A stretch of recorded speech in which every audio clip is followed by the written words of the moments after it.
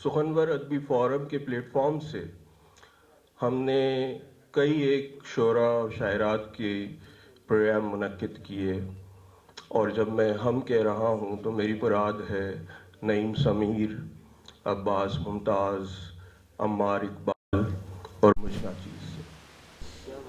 تو ہم نے کراچی کے منظرنامے میں مختلف مشاعرے اور ادبی نشستیں اور شامیں منعقد کیں۔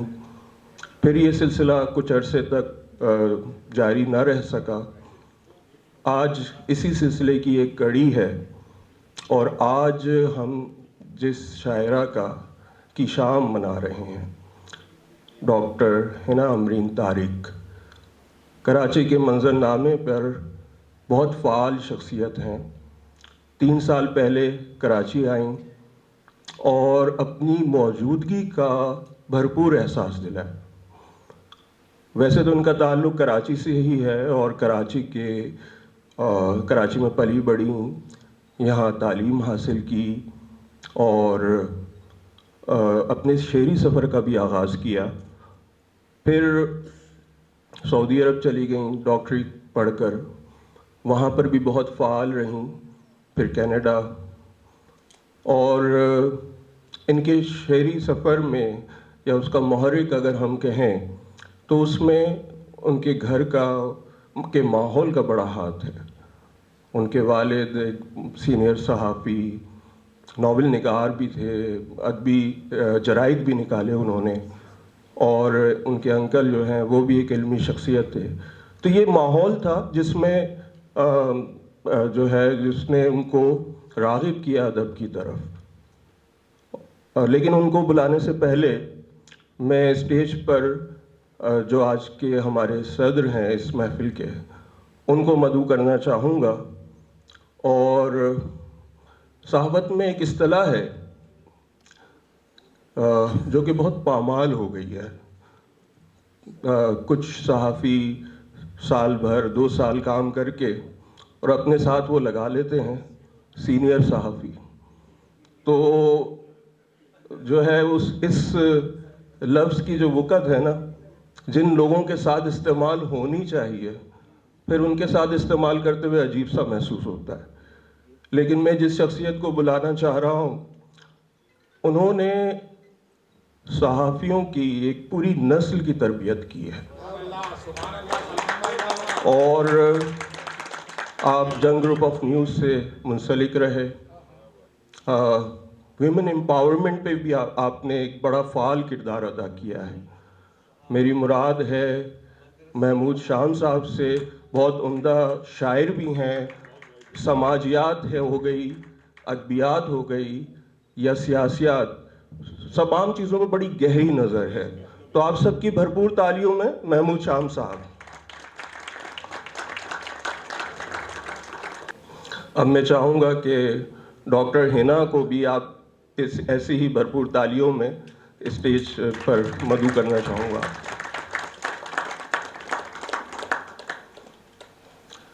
اب آتے ہیں ہمارے جو شرکائے گفتگو ہیں ان کی طرف۔ پہلی شخصیت جس کو میں دعوت دینا چاہوں گا، وہ بھی ایک سینئر صحافی ہیں اور بہترین افسانہ نگار، بلکہ اگر میں یوں کہوں کہ علامتی افسانہ یا تجریدی افسانے کی بات ہو اردو میں، اور ان کا ذکر نہ ہو تو بات مکمل نہیں ہوتی۔ میری مراد ہے زیب اسکار صاحب سے۔ اتنے ہی عمدہ شاعر بھی ہیں، پریس کلب کی مختلف کمیٹیوں میں بڑا اہم کردار ادا کر رہے ہیں۔ تو آپ سب کی بھرپور تالیوں میں زیب اسکار صاحب۔ اگلی شخصیت جو گفتگو کریں گے، شاعر ہیں اور نثر نگار ہیں۔ 5 شعری مجموعے ان کے آ چکے ہیں، نثر کی 4 کتابیں آ چکی ہیں، اپنی یادداشتیں انہوں نے مرتب کی، اور ہماری ہر دل عزیز شخصیت خالد معین بھائی۔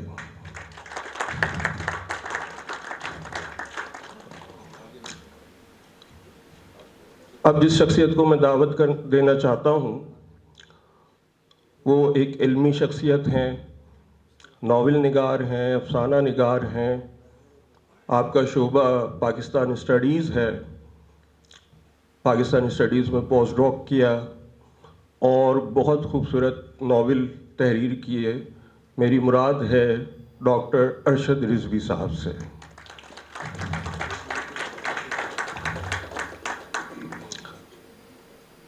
اگلی شخصیت جس کو مدعو کرنا چاہوں گا میں، کراچی کے منظر نامے کا ایک بہت فعال نام، بہت عمدہ شاعر، 3 شعری مجموعوں کے خالق، بہت عمدہ نظامت کار. میری مراد ہے سلمان صدیقی صاحب سے.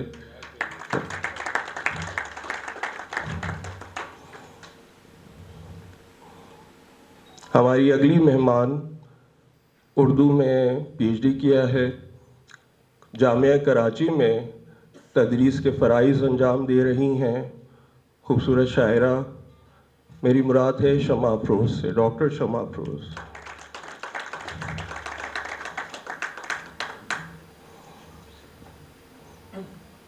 اور آخر میں یہ پروگرام جس نے ترتیب دیا اس میں شکیل خان صاحب اور سخنور ادبی فورم کے صدر نعیم سمیر، اور ان کے تعارف میں بس اتنا کہنا چاہوں گا کہ سرتا پا شاعر ہیں.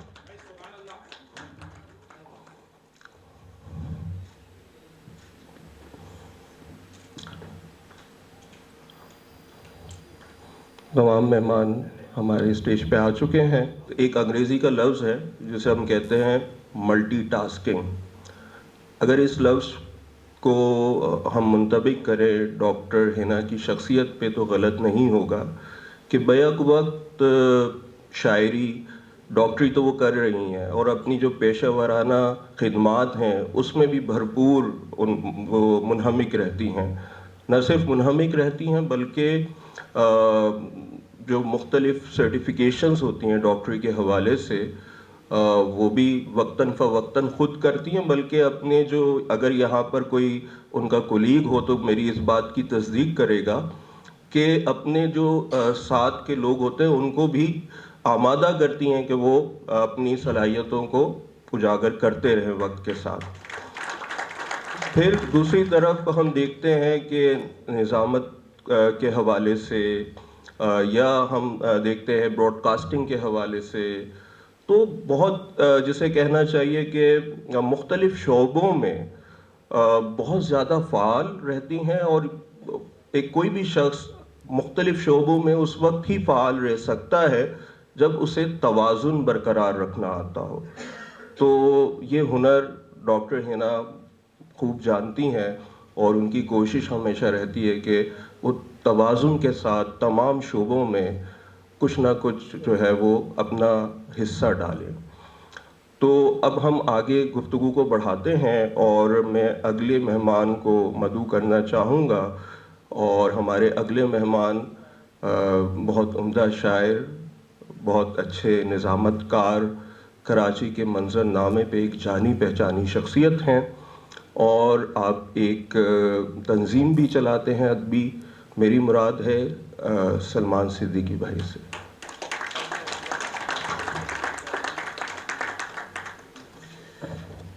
بسم اللہ الرحمن الرحیم. شکریہ سلمان. صدر محفل جناب محمود شام، جناب زیب اسکار، ارشد رضوی صاحب، خالد معین، نعیم سمیر، ڈاکٹر شمع افروز، سلمان ثروت اور حنا امبرین طارق. حاضرین محفل، آج اس تقریب کے موقع پر میں ایک چھوٹا سا رائٹ اپ لکھ کے لایا ہوں. پہلے میں نے سوچا تھا کہ کچھ پوائنٹس لکھ لوں اور میں ان پر بات کر لوں گا، لیکن جب میں نے کتاب پڑھی تو مجھے یہ خیال آیا کہ مجھے کچھ لکھنا چاہیے. بات یہ ہے کہ ہمارے اس شہر کی ایک بہت قابل ذکر شخصیت، بہت عمدہ شاعر، بہت عمدہ نگار اور اس شہر کا ایک بڑا نامور مجلسی آدمی سرور جاوید آج مجھے اس موقع پر یاد آ رہا ہے. سرور جاوید کا نام اگر لیا جائے بلکہ کسی شاعر کا ذکر کیا جائے اور اس کے شعر کا حوالہ نہ دیا جائے تو بھی زیادتی ہوگی. صرف ایک شعر سرور جاوید کا کہ میں بھی اس عہد خرابی کا نمائندہ ہوں، مجھ کو بھی صاحب کردار نہ سمجھا جائے۔ سرور جاوید ایک نشست چلاتے تھے شہر میں آزاد خیال ادبی فورم کے عنوان سے، ان کے ساتھ ہماری بڑی پرانی یاد اللہ تھی۔ پھر وہ آخری سالوں میں نعیم سمیر اور سلمان ثروت ان کے ساتھ بہت زیادہ نظر آنے لگے، اور کئی سال ان کی نشست انہی دونوں نے سنبھالی اور چلائی۔ سرور جاوید کے ساتھ اکثر تقریبات میں یہ ہوتا تھا کہ صاحب وہ جب بات کرتے تھے تو ایکسٹمپور بات کرتے تھے، کچھ لکھ کے نہیں لاتے تھے۔ میں نے ان سے کہا یار آپ سرور بھائی آپ لکھ کے کیوں نہیں لاتے ہیں؟ چپ رہے۔ ایک دو مرتبہ ایسا ہو گیا تو پھر انہوں نے مجھ سے ایک بات کہی، کہنے لگے سلمان صدیقی ہر کتاب لکھنے کے لیے نہیں ہوتی۔ تو حاضرین محفل، تو میں نے پھر کتاب پڑھی تو میں نے ایک چھوٹا سا رائٹ اپ لکھا ہے، بہت تفصیلی نہیں ہے، اور میں آپ کے سامنے پیش کرتا ہوں۔ اور آج آپ ایک ایسی شخصیت کی صدارت میں اس محفل میں شریک ہیں جو ٹرینڈ سیٹر صحافی اس شہر کی نامور ترین شخصیت ہے، اور جن کے بارے میں یہ کہتا ہوں کہ ان کی تقریب میں میں ذاتی طور پر اس لیے شریک ہونا پسند کرتا ہوں کہ میں سننا چاہتا ہوں کہ محمود شام تازہ ترین تحریر کیا پیش کریں گے۔ وہ تازہ ترین تحریر فوری لکھی جاتی ہے، اب بھی وہ لکھ رہے ہیں پوائنٹ، میں محمود بھائی کو دیکھ رہا ہوں، تو ہم سنیں گے انشاءاللہ۔ میں یہ چھوٹا سا رائٹ اپ ہے صدر کی محفل کی اجازت سے میں پیش کرتا ہوں۔ ڈاکٹر حنا امبرین کا تخلیقی شعور۔ اعلیٰ تعلیم کی بدولت فرد کی طرف سے تخلیقی اظہار میں ایک الگ سطح کا سماجی اور معاشرتی شعور سامنے آتا ہے۔ خلاق شاعر اپنے مشاہدے میں آنے والے سماجی و معاشرتی مسائل اور ذاتی تجربوں کو اپنے اظہار میں منعکس کرتا ہے۔ شاعری اگرچہ الفاظ کی ترتیب و تنظیم ہی سے وجود میں آتی ہے، مگر اس کا بنیادی وصف وہ کیفیت اور وہ احساس ہے جسے صرف محسوس کیا جا سکتا ہے۔ شاعری کا فطری میلان، مطالعے کا رجحان اور ادبی ماحول کی دستیابی ایک شاعر کی تربیت کے بنیادی عوامل ہیں۔ ممتاز شاعر، دانشور، ادیب و صحافی عمر الدین بیدار کی بیٹی حنا امبرین کی ادبی تربیت کا آغاز بھی گھر کے ماحول سے ہوا۔ سینٹ جوزف کالج اور سندھ میڈیکل کالج میں دوران تعلیم میگزین ایڈیٹر کے طور پر فعال رہیں، پھر سعودی عرب، کینیڈا اور کراچی کے ادبی حلقوں میں شاعرہ اور نظامت کار کی حیثیت سے اپنی پہچان بنائی، اور گزشتہ کچھ عرصے سے سندھ پولیس کے FM فیس بک چینل 88.6 پر پریزنٹر کی حیثیت سے بھی اپنی صلاحیتوں کا اظہار کر رہی ہیں۔ مجھے اس چینل کے پروگرام سنگت میں شریک ہونے کا اتفاق ہوا، اور خوشگوار حیرت ہوئی کہ جس بے ساختگی، حاضر جوابی، خوبصورت جملوں کے استعمال اور دوستانہ انداز سے وہ پاکستان بھر سے آنے والے کالرز کو اپنے پروگرام سے جوڑے ہوئے تھیں، وہ اور ان کے سوالوں کو پروگرام کے مہمان کو منتقل کر رہی تھیں، وہ متاثر کن تھا۔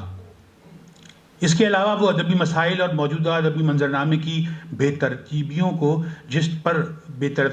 پر جس طرح مہمان سے رائے طلب کر رہی تھیں، وہ بھی ان کی ذہانت اور عصری ادبی صورتحال سے آگاہی کا ثبوت تھا۔ اس موقع پر حنا امبرین نے مجھے اپنا اولین شعری مجموعہ اجالے بانٹ دینا تم عنایت کیا۔ اس شعری مجموعے کے بارے میں مطالعے سے قبل میرا تاثر یہی تھا کہ شاعرہ نے اس میں اپنی نوعمری کے رومانی محسوسات نظم کیے ہوں گے، جیسا کہ اکثر شعراء کے ابتدائی مجموعوں میں سامنے آتا ہے، مگر جب میری نظر اس شعری مجموعے کی پہلی ہی غزل کے ان اشعار سے گزری تو میں ٹھہر گیا، اور مجھے احساس ہوا کہ اس شاعری کی خالق اپنی شاعری کے ابتدائی مرحلے میں ہی نوعمری کے رومانی محسوسات کی سرحد پار کر کے اپنے علم اور شعور کی طاقت سے بقول امجد اسلام امجد اپنے لہجے کی تلاش کا آغاز کر چکی ہے۔ تو جو تین شعر اس غزل کے تین اشعار جو میں نے ذکر کیا کہ خلوص دل کا حسین لبادہ تو روشنی ہے، خلوص دل کا حسین لبادہ تو روشنی ہے، کہ زندگی کا یقین سادہ تو روشنی ہے، ستم ظریفی کا ہر بہانہ ہی معتبر تھا، کرم کرے وہ بدل کے جادہ تو روشنی ہے، اور کبھی ہتھیلی پہ راز دل بھی حنا سے لکھنا، محبتوں کا یہی اعادہ تو روشنی ہے۔ درد بندی کرم گستری اور محبتوں کے فروغ کو روشنی کے مماثل قرار دینا ایک برتر سماجی شعور کے بغیر ممکن نہیں ہے۔ یوں میرا اپنے اس خیال پر یقین پختہ ہوا کہ اعلیٰ تعلیم یافتہ تخلیقار اپنے اظہار میں سماجی اور معاشرتی شعور کا زیادہ وقعی اظہار کر سکتا ہے۔ کتاب کا عنوان بذات خود شاعرہ کی کشادہ دلی، وسیع النظری اور خیر کی بلا تخصیص تقسیم کا استعارہ ہے۔ یہ ممکن ہی نہیں ہے کہ حساس شاعر دل و نظر سے جڑے تجربات اور مشاہدات اپنے اظہار سے باہر رکھ سکے۔ اس ضمن میں بھی ڈاکٹر ہینا نے مشق سخن کے دوران رومانی طرز اظہار میں بھی سطحیت سے گریز کرتے ہوئے زیادہ فکر انگیز پیدایا اختیار کرنے کی صحیح کی ہے۔ 3 اشعار: جنون عشق کے رستے میں ہے ایک ایسا دریا جہاں پہ تیرتے ٹوٹے گھڑوں کا سلسلہ ہے، اور میرے کمرے میں بھی حیرت جگوں کا رقص اور کچھ، میرے دل میں بھی پھیلی وحشتوں کا سلسلہ ہے، اور محبتوں کا یقین جب سے ہواؤں نے دلایا، گلابی گنگناتی خوشبوؤں کا سلسلہ ہے۔ موضوعات کا تنوع ان کے کلام میں مشاہدے کی وسعت کا ثمر ہے۔ زندگی کے دکھوں اور معاشرتی جبر کے مشاہدے پر فرد کے عدم اعتماد کے اظہار کو ہمارا سماج لائق تعزیر سمجھتا ہے، جس کا انہیں خود بھی اندازہ ہے۔ اسی لیے انہوں نے کہا، منافق عہد سے ہوں منحرف میں، سزا مل کر رہے گی جانتی ہوں۔ ڈاکٹر ہینا امرین نے اس پہلے شعری مجموعے میں خارجی اور داخلی دونوں دنیاؤں کے مسائل کو تخلیقی طور پر آمیز کر کے پیش کرنے کی کوشش کی ہے۔ یہ ایک کامیاب ابتدا ہے۔ ان کی شاعری میں ایک مختلف ذائقہ بلا شبہ محسوس ہوتا ہے۔ شعر و ادب کے اس سفر کی دشواریوں کا انہیں اچھی طرح اندازہ ہے، مگر ان کے ارادے پختہ اور مستحکم اس لیے ہیں کہ انہیں احساس ہے۔ اشعار: دشت میں صداؤں کی باز گشت کیا لکھوں، وقت کے خداؤں کی فکر پست کیا لکھوں، وہ بھی لوگ ہیں جو بس آج ہی میں جیتے ہیں، کر رہی ہوں کل کا میں بندوبست کیا لکھوں۔ آخری صفحہ، آخری آدھا صفحہ: ڈاکٹر ہینا لمبے تخلیقی سفر کا ارادہ رکھتی ہیں اور نظم اجالے بانٹ دینا تم، یہ گہرے احساس اور دردمندی سے عامر ایسی نظمیں ہیں جن میں انسان کے دکھوں پر رنج کا اظہار اور زندگی میں محبت کے فروغ کی خواہش کا جذبہ کار فرما ہے۔ ان نظموں پر الگ سے تفصیلی تبصرے کی گنجائش ہے۔ اور اب اس مختصر تحریر کی آخری بات یہ کہ اس شعری مجموعے میں موجود شاعری کے سواد اعظم یعنی واردات دل و نظر کے اسرار کی لطافت اور اثر پذیری کا ذکر کیے بغیر بات ادھوری رہے گی۔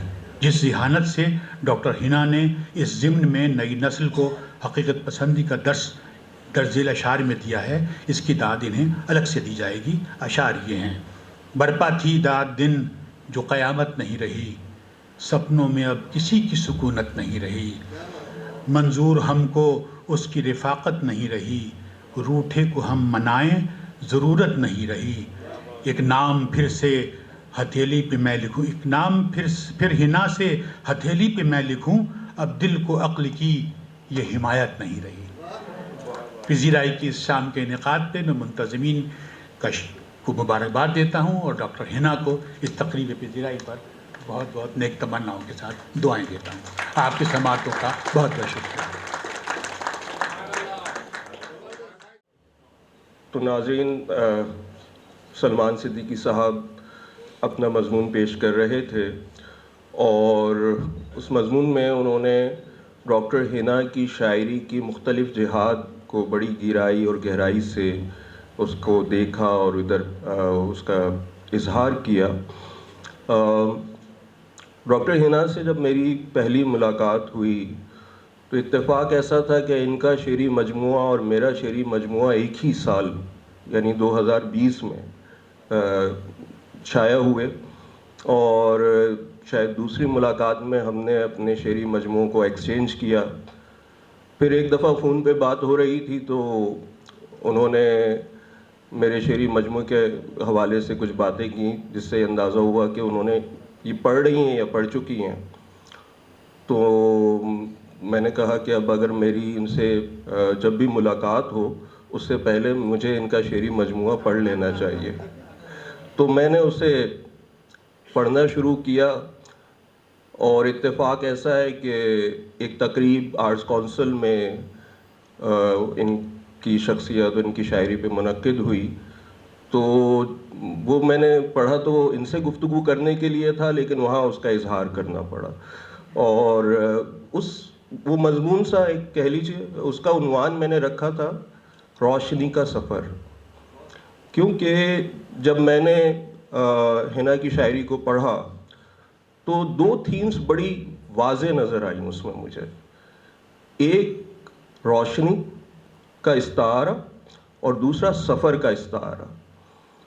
آج ابھی جیسے سلمان بھائی نے بھی جو اشعار پڑھے تو آپ نے غور کیا ہوگا کہ روشنی کا استعارہ موجود تھا، اور چونکہ حنا جو ہے وہ مختلف ہجرتیں بھی کرتی رہیں اپنے وطن سے سعودی عرب، پھر سعودی عرب سے کینیڈا، پھر واپس کراچی، تو وہ جو انہوں نے ان کے تجربات تھے ان ہجرتوں کے، وہ انہوں نے اس کا شعری اظہار کیا.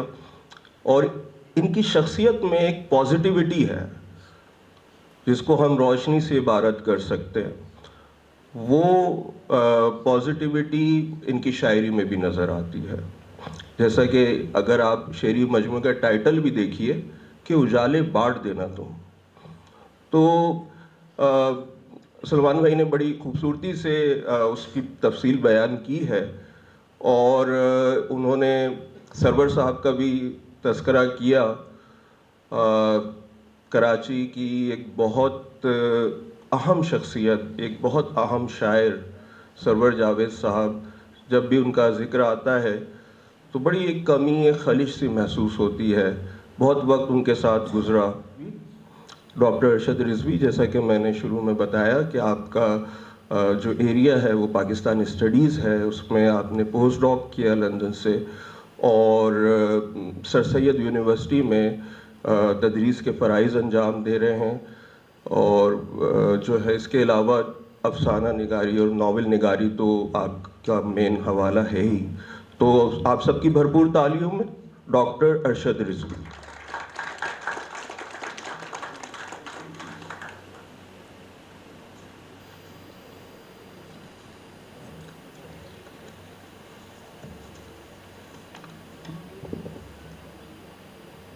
بہت شکریہ سلمان سرور صاحب. صاحب صدر کی اجازت سے ایک چھوٹا سا ایک مضمون ہے جو میں آپ کے سامنے پیش کرنا چاہوں گا. اجالے بانٹنے والی شاعرہ. ڈاکٹر حنا طارق کی تخلیقی شخصیت میں کہیں کوئی دیا جل رہا ہے. یہ عموماً ان لوگوں کو ودیعت کیا جاتا ہے جنہیں سوچنے اور لکھنے کی صلاحیت کی بنیاد پر منتخب کیا گیا ہو، جیسے چاند کو چاندنی یا پھر پھیلی دھوپ میں صاف نظر آتی تمازت، جسے بہرحال کچھ لوگ محسوس کر سکتے ہیں اور کچھ ان میں کھو جاتے ہیں. کوئی بھلا چاند سے چپکے چپکے اترتی چاندنی کو کیسے نظر انداز کر سکتا ہے، اور دھوپ، خاص طور پر سردیوں کی جادوئی چھوئی موئی دھوپ کی تمازت کو جو چاروں اور پھیلی سردی میں تازگی بخشتی ہے. دیکھا گیا ہے چاندنی اور دھوپ ایسے ہی اثر انداز ہوتے ہیں جب کچھ لکھنے اور سنانے کو دل چاہتا ہے. ایسا میں نے محسوس کیا ہے کہ حنا طارق کے بظاہر نظر آتے نقوش کے اندرون بھی وہ جلتا ہوا دیا ہے جسے چاندنی اور دھوپ نے مل کر گوندا ہے. خیال رکھیے گا جس دھوپ کا میں ذکر کر رہا ہوں وہ سردیوں کی دھوپ ہے، کچھ ایسی ہی اجلی اجلی جیسے چاند کی چاندنی کی پرچھائیاں جو رات بھر آنکھ مچولی کھیلتی ہیں. ان دونوں کا امتزاج شاعر کو شاعری پر اکساتا ہے، کہانی کار کو کہانیاں لکھنے کی صلاحیت فراہم کرتا ہے، مصور کو خالی کینوس پر رنگ چمکانے پر مجبور کرتا ہے، اور موسیقی کی بے قرار دھنیں یوں در آتی ہیں جیسے اب ہمیشہ کے بنے مہمان کہ جیسے اب ہمیشہ کے لیے مہمان بن کر رہیں گی۔ ایسا ہوتا ہی آیا ہے خاص دلوں کے لیے جن میں اداس لمحوں کی باس جگہ بنائے محسوس ہو۔ حنا طارق ایک شاعرہ ہیں، پیشے کے اعتبار سے ڈاکٹر ہیں، گویا دونوں رنگ ہی مسیحائی کا احساس لیے ان کی شخصیت میں موجود انہیں منفرد بناتے ہیں۔ اور دیاں بنے جو کہیں اندر جل رہا ہے اور جس کی لو سے ان کی شخصیت جس کی لو سے شاعری جنم لے رہی ہے، اجالے سانس لے رہے ہیں جنہیں بانٹنے کی خواہش شاعرہ کو بے چین کیے دیتی ہے۔ اسی مسیحائی کے بے پناہ احساس نے کچھ ایسا جادو ترتیب دیا ہے جو موسموں، درختوں اور ان کے درمیان جگہ بناتی پگڈنڈیوں پر موجود ہے، جو کبھی ان ہموار ناہموار جگہوں سے گزر کر گیا ہے اس کی تلاش ہے۔ کبھی کبھی لگتا ہے اور کچھ ایسا بھی ہے، ایک ماورائی پس منظر سا کہ کسی کی تلاش میں ہم لکھتے ہیں، وہ کسی ہم بھی ہو سکتے ہیں، ویسے ہی کسی کی تلاش خود ہماری ہی تلاش ہوتی ہے، اور اسی تلاش کی خاطر ہم کوئی ہنر تراشتے ہیں کہ زخم جنہیں کوریدا گیا ہے اسے مرہمی رنگ دیا جا سکے، اور جو ہیرے کی تراش خراش سا ہمیں مشغول رکھتا ہے کہ ہجوم کتنا ہی ہمارے ارد گرد دیواریں بناتا رہے، ہمارے اندر ایک تراشیدہ ہیرا جو کسی دیے کی شکل سا ہے چمکتا رہتا ہے اور ہمارا رابطہ رہتا ہے۔ حنا طارق ہجوم کے زنگار میں رہتے ہوئے بھی اندرون سے جڑی اسی ہیرے سے ہم کلام رہتی ہیں، اور یوں ایک خیال جو کہیں راستے میں ملا تھا، بظاہر معمولی سا تھا، اندرون کی تپش سے تخلیق کی شکل اختیار کرتا گیا۔ حنا طارق سے میری ملاقاتیں رہی ہیں، دیکھتا رہا ہوں ہجوم ہے، شور کا آزار ہے، لیکن وہ خود میں کہیں کھوئی نظر آ رہی ہیں۔ کچھ ہے جو انہیں اندر کورید رہا ہے، لیکن اس کمال سے کہ کوئی جان نہ لے کہ اندرون میں جو شہر ہے اور جو گلیاں ہیں اور مکان ہیں، اور پھر ان مکانوں کی بے ترتیبی میں ایک ترتیب شدہ گھر ہے جس کی شفاف دیواروں پر تصویریں ٹنگی ہیں جو ان سے باتیں کرتی ہیں۔ ایک شخص ہے، بے ترتیبی میں ایک ترتیب شدہ گھر ہے جس کی شفاف دیواریں ہیں، دیواروں پر تصویریں ٹنگی ہیں جو ان سے باتیں کرتی ہیں۔ ایک شخص ہے، دو پھول ہیں، درمیان میں وہ خود ہیں اور باتیں کر رہی ہیں۔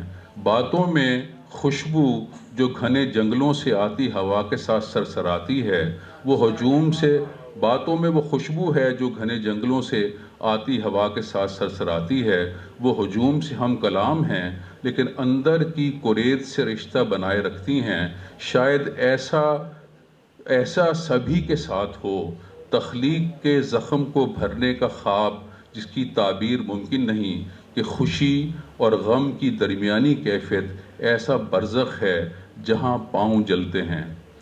حنا طارق ایک شاعرہ ہیں، اجالے بانٹ دینا تم کی شاعرہ، جو جانتی ہیں کہ اجالے بانٹ دینے سے اندھیرا نہیں رہ جاتا، کہ اجالے بانٹ دینے کا ہنر لکھنے والوں کے ہاں اس معلوم کے ساتھ زندہ ہے کہ بانٹ دینے سے رزق بڑھتا ہے، صفوں پر لکھا حسن رزق ہی تو ہوتا ہے۔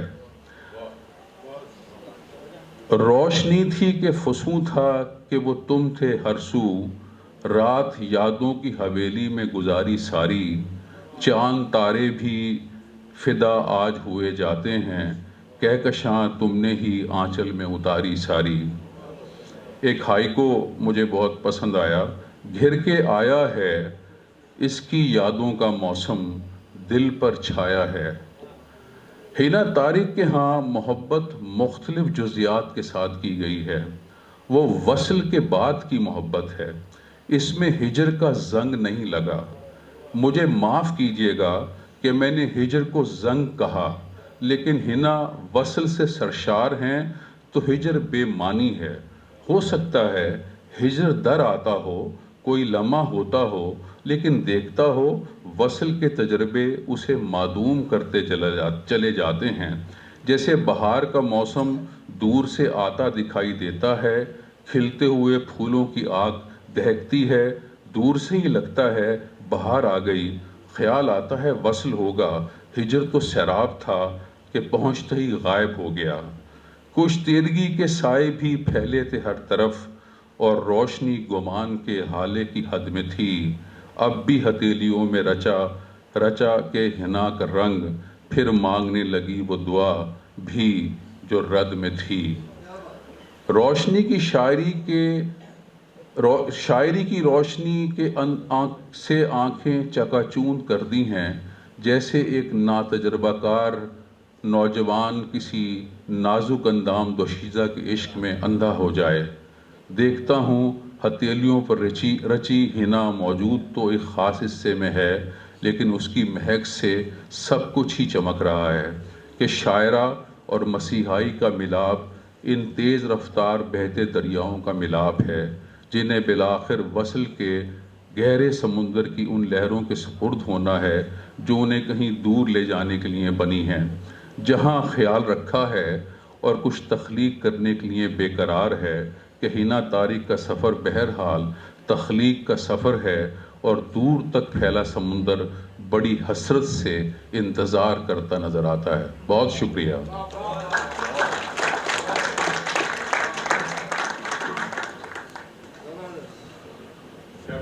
یہ تھے ڈاکٹر ارشد رضوی صاحب، اور آپ نے اس تحریر میں بھی محسوس کیا ہوگا کہ ڈاکٹر صاحب جو ہیں وہ ناول جب لکھتے ہیں، افسانہ جو لکھتے ہیں، اس میں تو کمال دکھاتے ہیں ہی، لیکن جب کسی پر گفتگو کرتے ہیں تو اس گفتگو کو، اس مضمون کو بھی ایک افسانوی رنگ دے دیتے ہیں۔ یہ ان کی خاصیت ہے، اور جو کہ آپ نے ابھی ملاحظہ بھی کی ہوگی۔ اچھا، اس دوران ہمارے کچھ مہمان اس محفل میں شامل ہوئے ہیں، میں ان کو ویلکم کرنا چاہوں گا۔ شکیل خان صاحب تشریف لائے ہیں، اسجد بخاری صاحب تشریف لائے ہیں، اور مخدوم ریاض صاحب۔ تو میں آپ سب کو خوش آمدید کہتا ہوں، اور اس پروگرام کے انعقاد میں شکیل صاحب کا بڑا کردار ہے، اور ان کے لیے تالیاں ہونی چاہیے۔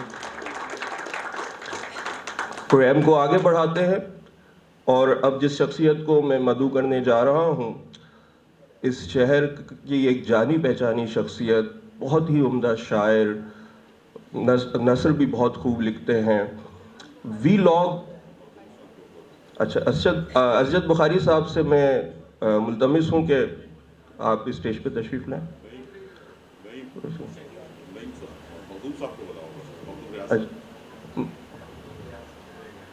مخدوم ریاض صاحب شاید ابھی گئے ہیں کہیں۔ اوکے، پروگرام کو آگے لے کے چلتے ہیں۔ جیسا کہ میں ابھی اعلان کرنے والا تھا کہ ہماری جو اگلے شریک گفتگو ہیں، اس شہر کی ایک جانی پہچانی آواز، خوبصورت شاعر، اور نثر بھی اتنی اچھی لکھتے ہیں۔ آج کل بڑے تواتر سے وی لاگس کرتے ہیں، اور اس کی خاصیت یہ ہے کہ جو ادبی سماجیات ہے اس پہ بڑی گہری نظر ہے ان کی۔ میری مراد ہے خالد معین صاحب سے کہ آپ یہاں تشریف لائیں، اور حنا امرین تاریخ سے جو ایک میرا یعنی کہ پہلی دفعہ ملاقات ہوئی، تو اس کا جسے کہنا چاہیے کریڈٹ بھی خالد معین کے سر پہ ہے۔ انہوں نے ڈاکٹر حنا کو یہاں متعارف کرانے میں اور بڑی رہنمائی کی کئی حوالوں سے۔ تو خالد معین صاحب۔ سلمان ثروت، بہت عمدہ نظامت چل رہی ہے، کچھ مختلف بھی چل رہی ہے، تو اچھا لگ رہا ہے۔ اور صاحب صدر، ہمارے صاحب صدارت محمود شام صاحب استاد الاساتذہ ہیں، صحافت کا ایک بہت بڑا نام اس وقت عہد حاضر میں بلا شبہ، تجزیہ کار ہیں بہت کمال کے، سیاسیات، سماجیات اور شعر و ادب پر ایک بہت بڑی شخصیت ہیں محمود شام صاحب، اور ہم سب کا یہ فخر ہے کہ آشام صاحب یہاں صدارت کی کرسی پر جلوہ افروز ہیں، اور ہمیشہ کچھ نہ کچھ سکھا کے جاتے ہیں۔ ایکسٹمپور بھی گفتگو کرتے ہیں وہ، کیونکہ نکات کچھ نہ کچھ لکھتے رہتے ہیں اور لکھ کر بھی لاتے ہیں، تو یہ بہت خوشی کی بات ہے۔ میرا یہ خیال تھا کہ یہ شام جب ہوگی تو شاید آدھا ہال ہی بھر سکے گا، لیکن میرے سارے اندازے غلط ثابت ہوئے اور ڈاکٹر ہنا عمبری طارق کی مقبولیت اتنی زیادہ ہے کہ تقریباً ہال بھر چکا ہے۔ بہت مبارکباد۔ یہ جون صاحب یہ کہا کرتے تھے کہ میاں شاعر کی شہرت مشاعروں کی حد تک نہیں ہوتی، بلکہ یہ دیکھنا چاہیے کہ زندگی کے مختلف شعبوں میں اس شاعر کی شخصیت کا اور کلام کا کتنا اثر ہے۔ کتنے ڈاکٹرز ہیں، کتنے انجینئرز ہیں، کتنے پڑھے لکھے لوگ ہیں جو اس شاعر کو جانتے ہیں اور مانتے ہیں۔ تو اب اگر ہم ایک بہت خوبصورت محفل کو دیکھیں تو اس میں بہت سارے ڈاکٹرز ہیں، ڈاکٹر ارسلان بیٹھے ہیں، نوجوان ساتھ بھی ڈاکٹر صاحب بیٹھے ہیں، اور چترا پریتم بیٹھے ہیں، بہت ہمارے نامور ترین مصور ہیں، فوزیہ خان ایک نامور ترین مصورہ ہیں، اور اس طرح عمیر احمد خان ہیں، شکیل خان صاحب آئے ہوئے ہیں، افضل بخاری صاحب تشریف فرما ہیں، ان سب کی اور عام لوگ ہمارے پڑھے لکھے لوگ ہیں وہ سب یہاں موجود ہیں۔ طارق جمیل صاحب بیٹھے ہیں، بہت سے آرگنائزر بیٹھے ہیں، بہت سارے شعر و ادب پڑھنے والے بیٹھے ہیں، نوجوان بیٹھے ہیں، بزرگ بیٹھے ہیں۔ تو یہ بہت خوش آئند بات ہے، مجھے تو بہت اچھا لگ رہا ہے، اور ساتھ ساتھ کچھ شاعرات بھی ہیں۔ ڈاکٹر ہنا عمبری طارق کے لیے یہ بات اچانک مشہور ہوئی، جیسے جیسے وہ منظر پر سامنے آتی گئیں، کہ انہوں نے شاعرات کو بہت پریشان کیا ہے، اور شاعرات جو ہیں ان کی موجودگی سے، ان کی ترقی سے، ان کے آگے بڑھنے سے، اور وہ کوئی جگہ تو چھوڑ ہی نہیں رہی، شاعری بھی کر رہی ہیں، مشاعروں میں آ رہی ہیں، پھر نظامتیں بھی کر رہی ہیں، پھر وہ ایف ایم میں بھی ہیں، پھر یہاں بھی ہیں، وہاں بھی ہیں، تجزیے بھی کر رہی ہیں، گفتگو بھی کر رہی ہیں۔ تو اور ڈاکٹری کی جہاں تک بات آپ نے کی ہے، وہاں بھی وہ بہت اعلیٰ کوالیفائڈ ڈاکٹر ہیں، اور بہت ساری ڈگریاں ہیں ان کے پاس۔ میں تو بہت حیران ہوتا ہوں کہ ایک ڈگری لیتی ہیں وہ، ابھی امتحان پاس ہوا ہے، دوسری ڈگری میں لگ گئی ہیں۔ میں حیران ہوتا ہوں کہ بھائی اتنی ڈگریوں کا آپ نے آخر کرنا کیا ہے، لیکن وہ ان کے ذہن میں ایک مرتب صورتحال ہے اور وہ کرتی رہتی ہیں۔ عمر الدین بیدار صاحب کا ذکر ہوا، جو ان کے والد گرامی رہے مرحوم، اور ان کی خدمات یقیناً بہت نمایاں ہیں، سندھی ادب کے حوالے سے، صحافت کے حوالے سے، کراچی پریس کلب میں ان کی خدمات بہت زیادہ ہیں۔ لیکن یہ گفتگو مجھے لگتا ہے کہ ادھوری ہے ڈاکٹر ہنا عمبری طارق کے ساتھ۔ ڈاکٹر طارق عزیز کا اگر ذکر نہ آئے، جو جیون ساتھی ہیں ان کے، تو یہ ذکر ادھورا رہے گا۔ کسی شاعر کے لیے اس کی فیملی بہت اہم ہوتی ہے، اگر وہ سپورٹ نہ کریں تو شاعر جون صاحب کی طرح 3 بجے رات کو ٹٹا ہی رہا ہوگا اور دروازہ نہیں کھلے گا۔ تو اسی طرح شاعرات کے لیے بھی مسئلہ ہے کہ اگر اس کا جیون ساتھی، اس کی فیملی اگر اس کو سپورٹ نہ کرے، اس کی حوصلہ افزائی نہ کرے، اور اس کی قدر و قیمت کو نہ سمجھے، تو بہت مشکل ہو جاتا ہے شاعر کے لیے بھی، شاعرہ کے لیے بھی۔ تو ڈاکٹر ہنا عمبری طارق کا کمال یہ ہے کہ واقعی توازن کی بات ہوئی تو یہ ایک مثالی توازن ہے کہ وہ ڈاکٹری میں بھی، اس کے علاوہ ادب، شعر و ادب کی مختلف سمتوں میں، جہتوں میں بہت کامیابی سے کام کر رہی ہیں، اور ان کی فیملی ان کے لیے بہت اہم ہے اور پہلی ترجیح بھی ہے، اور فیملی بھی بہت خوش و خرم ہے، ڈاکٹر ہنا عمبری طارق بھی خوش ہیں۔ تو یہ بڑی اہم باتیں ہیں۔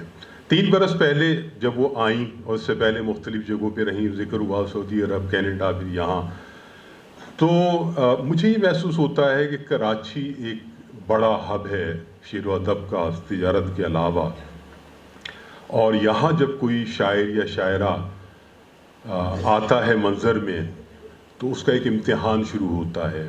ہر بڑے مرکز میں اگر وہ جائے گا، کوئی بھی نیا لکھنے والا، تخلیق کار تو اسے اپنے آپ کو منوانا پڑتا ہے. یہ ایک طرح کا اس کے ایک ریاض کا ایک اگلا مرحلہ ہوتا ہے کہ جہاں تک وہ پہنچا تھا اس کے بعد اب وہ ایک بڑے ادبی شہر کی جو آب و ہوا ہے، فضا ہے، کیونکہ شہر عمارتوں سے صرف نہیں بنتا بلکہ اپنی تہذیب سے، اپنی علمی اقدار سے، اپنی اخلاقی اقدار سے، اور ہر شہر کی ایک الگ فضا ہوتی ہے، الگ طرح کا ایک نظام ہوتا ہے. لاہور کا نظام کچھ اور ہے، اسلام آباد کا کچھ اور ہے، ملتان کا کچھ اور ہے، دیگر ادبی مراکز فیصل آباد اور فلاں فلاں، وہ سب مختلف ملیں گے. بظاہر لگتا ہے کہ ایسا نہیں ہے لیکن ایسا ہی ہے.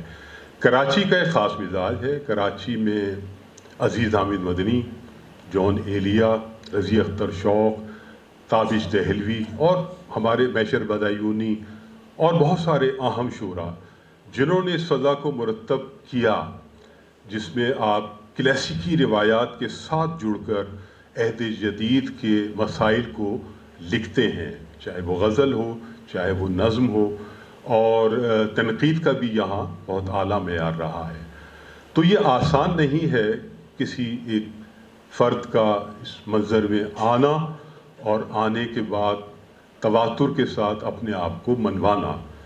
اور یہ کار دشوار ڈاکٹر حنا عنبری طارق نے کر کے دکھایا ہے کہ کس طرح آپ جگہ بناتے ہیں شائستگی کے ساتھ، اخلاق کے ساتھ، اور اپنے اس انہماک کے ساتھ جو آپ کا شعر و ادب کے ساتھ جو رشتہ ہوتا ہے، جو کہ بہت بنیادی بات ہے.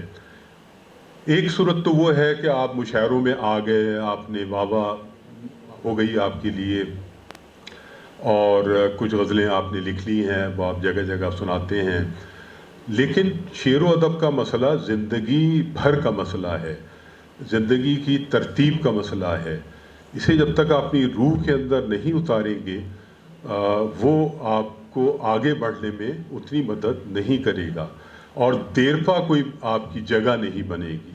میں مقام کا لفظ استعمال نہیں کرتا ہوں عام طور پر. ایک لطیفہ سننے کے بعد کہ ہمارے منیر نیازی بڑی کیفیت میں بیٹھے ہوئے تھے، تو کسی نوجوان شاعر نے آئے وہاں پر، اور وہ بھی تھوڑی بہت کیفیت میں ہوں گے، اور انہوں نے کچھ دیر بعد منیر نیازی سے ایک سوال کیا کہ منیر نیازی صاحب یہ بتائیں کہ ادب میں میرا مقام کیا ہے. تو منیر نیازی نے ان کی طرف دیکھا پلٹ کر اور کہا کہ تیرے مقام کا بھی میم تک نہیں بنا ہے. تو یہ ایک بہت سچی بات ہے. جگہ بنتی ہے آہستہ آہستہ، مقام ظاہر ہے کہ بہت ریاضت کے بعد. حنا عنبری طارق کا مسئلہ کیا ہے؟ ایک کامیاب ڈاکٹر ہیں، اعلیٰ کوالیفائڈ ڈاکٹر ہیں، شاعری بھی کر رہی ہیں، پہلے بھی کرتی رہیں.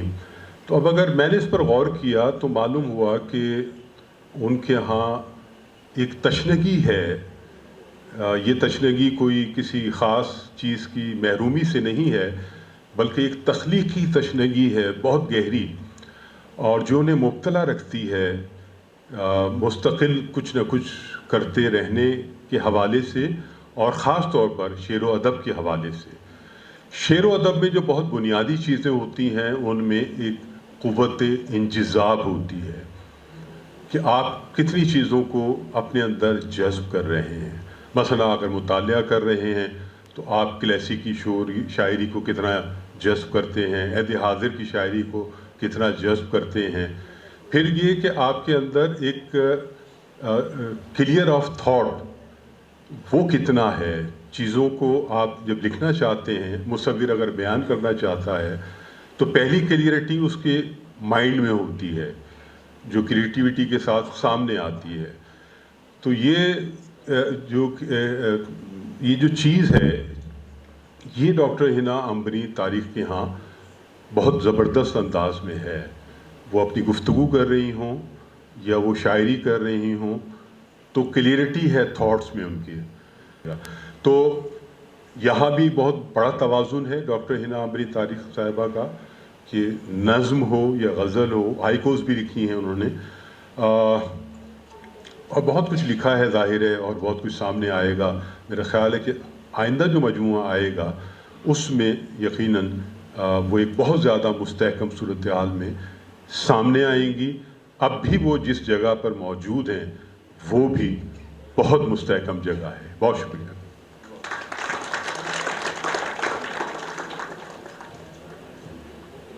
یہ تھے ہمارے خالد معین بھائی، اور جیسا کہ ان کے تعارف میں نے کہا کہ وہ آج کل جو ویلاگس بناتے ہیں اس کا ایک خاص موضوع ادبی سماجیات ہوتا ہے.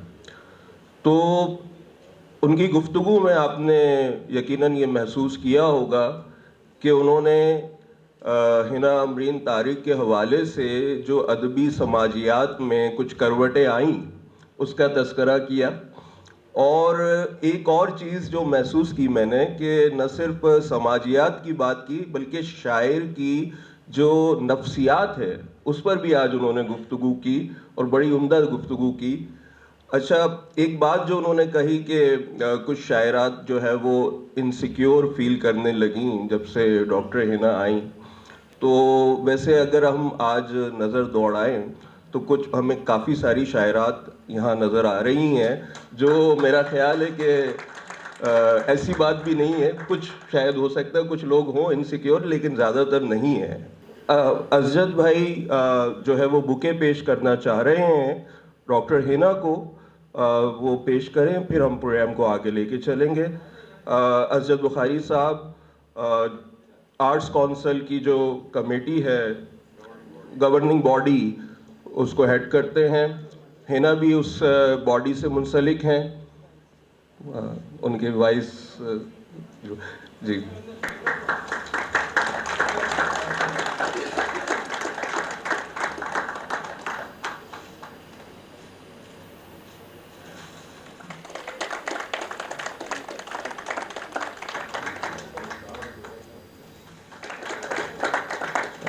آپ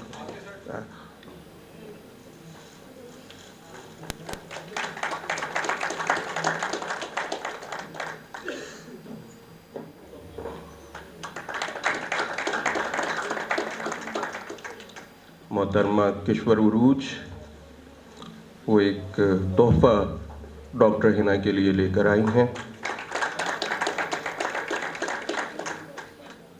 گفتگو کے سلسلے کو آگے بڑھاتے ہوئے جس شخصیت کو میں ابھی مدعو کرنا چاہ رہا ہوں، علامتی افسانہ ہو، تجریدی افسانہ ہو، اگر ان کا ذکر نہ کیا جائے تو بات پوری نہیں ہوتی.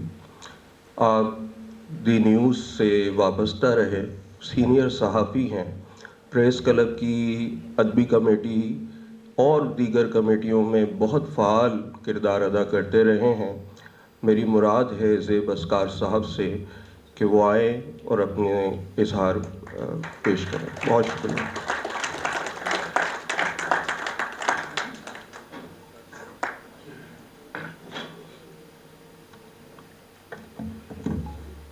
بہت شکریہ ڈاکٹر سلمان ثروت، جناب صدر حضرت محمود شام، ڈاکٹر ارشد رضوی، سلیمان صدیقی، ڈاکٹر شمع افروز،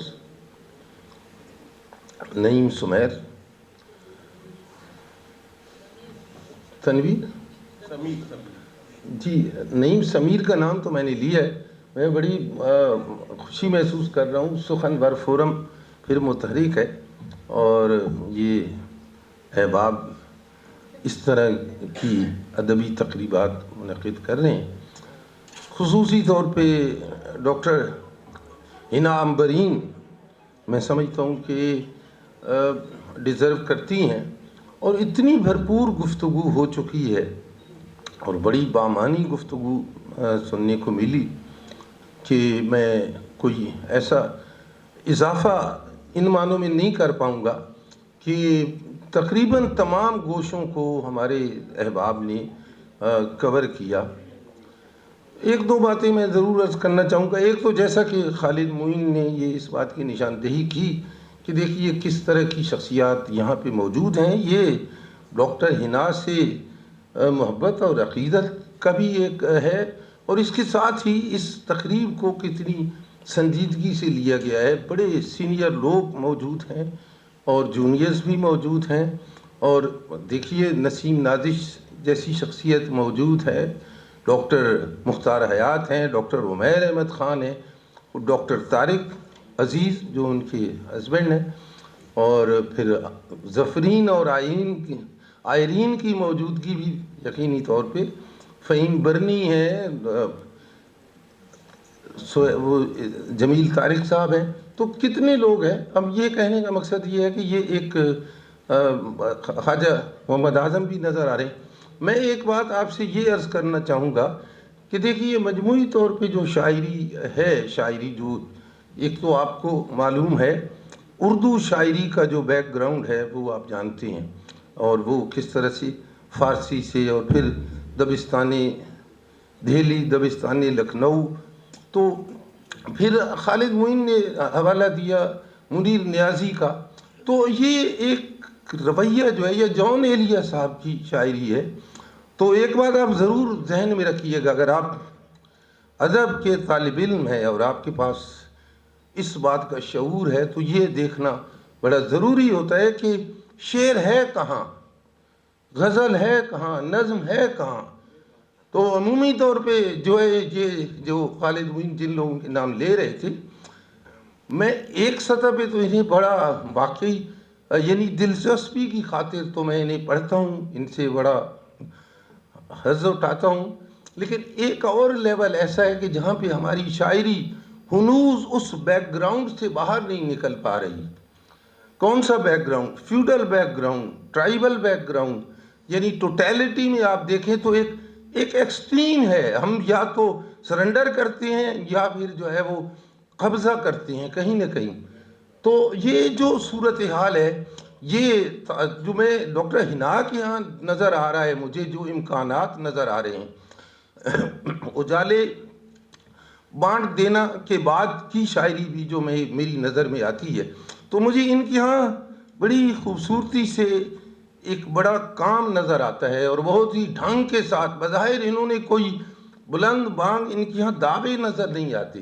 ان کے ہاں آپ ذرا غور فرمائیے گا, یہ چیزوں کو اس طرح سے نہیں لے رہی جس میں ایک ضد کا پہلو ہوتا ہے, ایک انا کا پہلو ہوتا ہے, اور اس کے بجائے کہیں کہیں ایسا محسوس ہوتا ہے کہ یہ ایک الوین, ایک جو ڈیوائس ہے شاعری میں, اس کی اپلیکیشن کرتی ہوئی نظر آتی ہیں, یا پیراڈاکسیکل جو ایک نٹنگ ان کی شاعری کی نظر آتی ہے. وہ کیسے نظر آتی ہے؟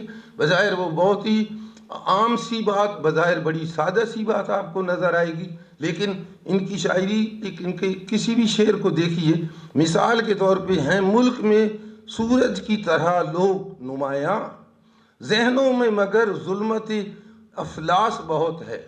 یہ کیا, یہ کوئی عام سی بات ہے؟ تو اس میں اس میں جو ہے وہ نفسیاتی بات بھی آ جاتی ہے, اس میں میل ڈومینیٹڈ سیٹ اپ کی بات بھی آ جاتی ہے, اس میں ایک نسائی حوالہ بھی آ جاتا ہے, عورت کا مجموعی تصور بھی آ جاتا ہے. وہ جو فتح کرنا اور مغلوب کرنے کے جو تصورات ہیں, اگر آپ وہ دیکھیں تو ان کو آپ کب تک لے کے چلیں گے بھئی, آپ کب تک چونکائیں گے؟ یعنی چونکانے والی شاعری جو ہے اس سے آگے کا عمل مجھے ہنا کے ہاں وہ امکانات مجھے نظر آ رہے ہیں. ان کی نظموں میں بھی مجھے اسی طرح کی صورت نظر آتی ہے, اور ان کے عمومی جو اشعار ہیں ان میں بھی آپ دیکھیے, تیرے خلوص پہ مجھ کو یقین نہیں آتا, تیرے خلوص پہ مجھ کو یقین نہیں, لیکن خاموش ہوں کہ تقاضا ہے یہ مروت کا. یہ مروت کا جو ہے تقاضا. اور پھر انہوں نے اپنی بہت سے اشعار میں یعنی عورت کے حقوق کے حوالے سے بھی بات کی ہے. بظاہر وہ آپ کو عام سے بات ہوگی, اور اس میں جو ہے وہ ایک نظر آ رہا ہے کبھی کبھی جو سمجھوتا ہوتا ہے وہ سمجھوتا نہیں ہوتا, وہ ایک طرح سے ایک وارننگ ہوتی ہے, ایک جو ہے. تو ان کی شاعری میں یہ محسوس کر رہا ہوں جو ہونا چاہیے. میرا خیال ہے کہ ہمارے ہاں اس چیز کی کمی ہے کہ ہمیں ذہنی طور پہ وہ क्लास लेस हो कि शायरी करनी चाहिए, वो मुझे इम्कानात नज़र नहीं है। ये शायरी का जब आगाज़ हुआ था तो जनाब जो बड़े शोरा हैं, बड़े बड़े शोरा को देख लीजिए, शेक्सपियर को देख लीजिए आप, या फिर जो है वो गालिब को देख लीजिए, गालिब की शायरी आप देखिए तो आपको ये नज़र आएगा कि गालिब की यहाँ गालिब एक मुकम्मल तौर पे एक ऐसे मुआशरे का फ़र्द कि जहाँ पे आप देख लीजिए 1857 तक की जो सूरत हाल है। और बाद लोग गालिब को अदाकार के तौर पे देखते नज़र आते हैं, गालिब को इस तौर पे भी देखा जाता है कि जनाब उन्होंने कहाँ जो है कहीं खुशामद दरामद की, लेकिन टोटलिटी में आप देखेंगे तो गालिब एक सतह पे एक क्लासलेस सोसाइटी का आदमी था। उसने ज़िंदगी के इम्कानात को देखने की कोशिश की।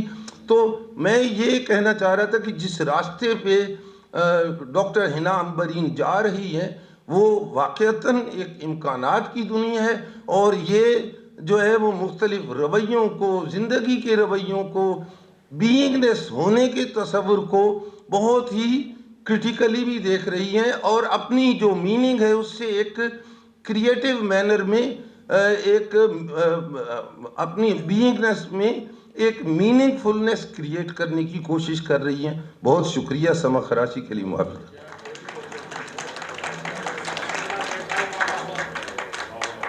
ये थे ज़ेब अस्कार साहब। ज़ेब साहब की गुफ्तगू की एक ख़ासियत है कि गुफ्तगू करते हुए उनके सामने जितने भी ऑडियंस होते हैं उनकी नज़र सब पे होती है, और अपनी गुफ्तगू में वो नाम भी अमूमन लेते हैं। तो मैंने कुछ शोरा के नाम लिए तो मैं ये सोच रहा था कि पीछे कोई मिस ना हो जाए, और इस चक्कर में आगे के लोग मिस हो गए। तो अब शोरा का नाम लिया जाए, शायरात का नाम लिया जाए, नसीम नाजिश का नाम नहीं लिया जाए, ऐसा कैसे हो सकता है। तो हमारे साथ नसीम नाजिश भी मौजूद हैं, मोहतरमा डॉक्टर मुख्तार साहब भी मौजूद हैं, फिर असगर साहब हैं, खटक साहब, उमैर साहब, तो और मंसूर जगह चेंज कर रहे हैं ना, इसलिए मेरे इधर से उधर वो हो गई है। तो ये भरपूर जो है गुफ्तगू हुई, ये हमारे पैनल था पूरा गुफ्तगू का, और आपने देखा, आपने समाअत किया कि डॉक्टर शमा ने किस तरह से शख्सियत और फ़न की आमेज़िश पे बात की। फिर जो है सलमान भाई ने जो शेरी जिहाद थी उसको खोला, डॉक्टर हिना की जो शेरी जिहाद हैं उस पर बात की। और डॉक्टर अरशद रिजवी, जैसा कि मैंने कहा कि वो तो मतलब आप उसको एंजॉय तो करते ही हैं कि वो किस शख्सियत पे बात कर रहे हैं, लेकिन वो तहरीर खुद जो है वो उसका एक अलग आपको एक टेस्ट मिलेगा, उसमें जो अफसानवी रंग वो डाल देते हैं वो इन्हीं का खासा है। फिर खालिद मोइन साहब ने जो है वो जो अदबी समाजियात है और शायर की नफ्सियात है उस पर गुफ्तगू की, और ज़ेब भाई ने इसको ज़रा एक ब्रॉडर पैराडाइम में देखा शायरी को। तो अब यहाँ एक माइलस्टोन हमारा जिसे कहना चाहिए कि इस नशिस्त का वो हम उस तक पहुँचे हैं। कहा जाता है कि किसी कामयाब शख्स के पीछे हमेशा किसी औरत का हाथ होता है, तो इसी तरह किसी एक कामयाब औरत के पीछे एक मर्द का हाथ भी होता है। तो मैं अब मदू करना चाहूँगा डॉक्टर हिना अमरीन के जीवन साथी, उनके शरीके हयात डॉक्टर तारिक अजीज़ को कि वो अपने ख्यालात का इजहार करें। सबसे पहले तो मैं सुखनवर फोरम और PACC और हमारे ये बहुत ही मोहतरम जो हैं जनाब शाम साहब, जो नाम तो शाम है लेकिन अदब के लिए एक सूरज से यानी तपिश और सूरज है, एक सूरज जो रोशनी है अदब के लिए, और आई थिंक कि जिनकी वजह से ये तमाम सितारे आज चमक रहे हैं तो वो शाम साहब की वजह से है। और उम्मीद है कि शाम साहब ऐसे ही जो आने वाले लोग हैं, जो नए जो शोहरा हैं, उनकी ऐसे ही उनके साथ रहेंगे और उनको रहनुमाई करते रहेंगे। तो बात तो बहुत बड़ी हो सकती है, लेकिन मैं चंद बातें कहना चाहता हूँ जो बहुत बेसिक हैं डॉक्टर हिना के बारे में। تو لیکن ایک بات میں آپ کو بتا دوں کہ جو بھی آج میں کہوں گا سچ کے سوا کچھ نہیں ہوگا.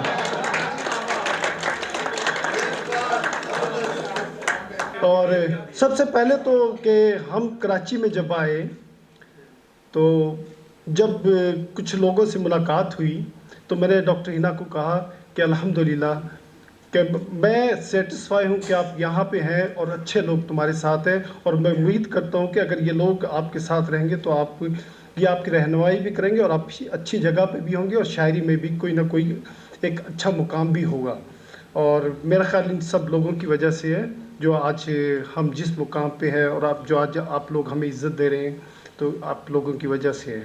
میں آپ سب لوگوں کا بہت شکر گزار ہوں.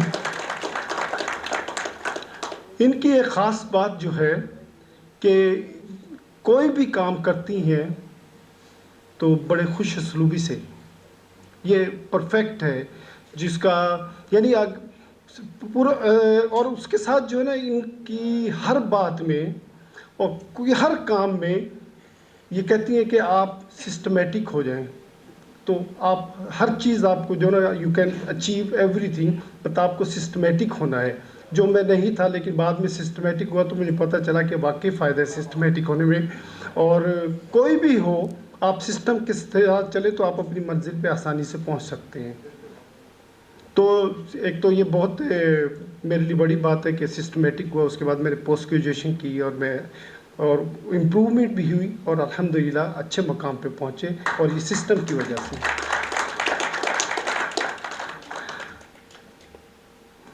کوالٹی پر کمپرومائز نہیں, چاہے میں ہوں, چاہے بچے ہوں, چاہے ان کے گھر والے ہوں, والد ہو, کوئی بھی ہو, کوالٹی پہ کمپرومائز نہیں کرتی. جو بات کہتی ہیں سچی کہتی ہیں اور حقیقت میں کہتی ہیں. اور کبھی کبھی تو برا بھی لگتا ہے, میری لڑائی بھی ہو جاتی ہے, لیکن بعد میں مجھے احساس ہوتا ہے کہ یار کیونکہ مجھے اس کا بینیفٹ بعد میں ملتا ہے, مجھے احساس ہوتا ہے کہ جو بات کہی تھی وہ صحیح ہے اور میں غلط ہے, یہ صحیح تھی. تو یہ پرفیکٹ ہے. اور ان کی شاعری جو ہے تھوڑی سی اس پہ بات اگر میں کروں کہ یہ جیسی ہیں جو ان کی شاعری میں ہے, وہ ان کا ارد گرد کا ماحول ہے, جو ان کی سوچ ہے, جو ان کی فکر ہے, جو لوگوں کے بارے میں یا کسی بھی بات کے بارے میں, تو انہوں نے وہ اپنی شاعری میں ڈال دی. اور وہ شاعری کی ہے جو ان کے ارد گرد کی ہے, جو زندگی میں معاملات ہیں, یہی شاعری ہے. گھر میں بھی ایسے ہی شوق, روشنی کا بڑا شوق ہے ان کو نا, کہ گھر میں بھی روشنی ہو ہر جگہ جہاں جائیں. تو ہم نے چینج کیا, میں نے کہا یار گھر تو بہت اچھا ہے, کیوں چینج کریے. کہتی ہے کہ اس سے فائدہ ہوگا, آپ دیکھیے گا. ایک گھر چینج کیا اور یقیناً فائدہ ہوا, یعنی ہجرت سے فائدہ. تو ان کے ذہن میں یہ تھا ہمیں فائدہ ہوا. پھر کچھ دن بعد پھر ہم نے ہجرت کر لی, دوسرا گھر چینج کیا. میں نے کہا کیوں کرتی ہے, اس سے اور فائدہ ہوگا. میں نے کہا ٹھیک ہے بھائی. تو اتنا فائدہ ہوا, کچھ دن کے بعد مجھے کہا کہ یار اب جو ہے نا ہم کسی دوسرے سٹی میں چلتے ہیں, شہر میں جائیں. اور یقین کریں کہ ہم جب مدینہ منورہ سے ریاض کی طرف جب ہم نے وہ کیا تو یقین کریں ہماری لائف ہی چینج ہوگی. اور میں نے کہا یار تم صحیح کہتی ہو, تمہاری جو ذہن میں باتیں ہوتی ہیں وہ دے آر پرفیکٹ. مجھے شروع میں تو غصہ آتا ہے, لیکن بعد میں مجھے پتہ چلتا ہے یہ اٹس رائٹ, پرفیکٹ. تو ہم جب ریاض گئے تو ہمیں اتنا فائدہ ہوا کہ یو کانٹ امیجن کہ ہماری لائف ہی چینج ہوگی تقریباً. تو ان کی وجہ سے جو ہے بات وہ حقیقت ہے. پھر ریاض سے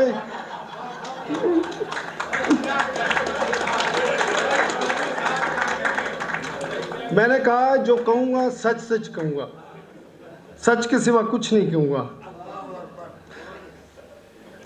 نہایت ذہین, مستقل مزاج شخصیت کی مالک ہیں.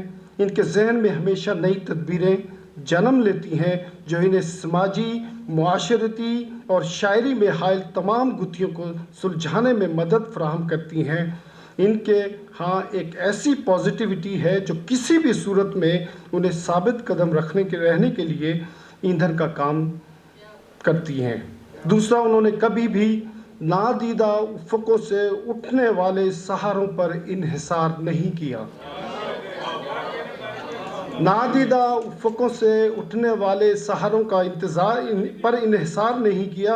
उन्होंने कभी भी अपना नुक्ता नज़र और दिल की बात करने से गुरेज नहीं किया। साफ गो, रिवाज और रिवायत का एहतराम भी कभी हाथ से जाने नहीं दिया। सच, रिवायत और दूसरों के लिए बात करना, किसी की हक तलफी ना करना और अपने हक के लिए लड़ने की बात करती हैं, हमेशा करती हैं। हिना एक बेहतरीन डॉक्टर भी हैं, मुझसे बहुत अच्छी हैं। बहुत सारी डिग्रियां हैं इनके पास एंड मेरे ख्याल इतनी डिग्रियां, मैं इनको कहता हूँ कि बस करो अब। और फाइनल में आखिर में now she is Canadian qualified and वहाँ की इनके पास रजिस्ट्रेशन भी हो चुकी है। शायरी में भी मेरी पसंदीदा, मैं अपनी पसंद में जब हम शुरू मजबूरी नहीं, सच कहूँगा, जब इन्होंने इब्तदा की तो हम घर में बैठे होते थे, तो ये हम आपस में डिस्कस करते थे और शायरी सुनाती थी, तो हम आपस में, तो मैं इनको यानी बात होती, मैं कहता यार ये अल्फाज जो है ना थोड़ा सा अच्छा नहीं है, कोई और अच्छा तलाश करो। तो ख़ुद आपस में करते थे, क्योंकि लोग बड़ा मुश्किल था बाहर वहाँ मदीना में निकलना, तो बहुत ही मुश्किल था, तो घर पे ही शायरी होती थी। बस अब बात ख़त्म करता हूँ।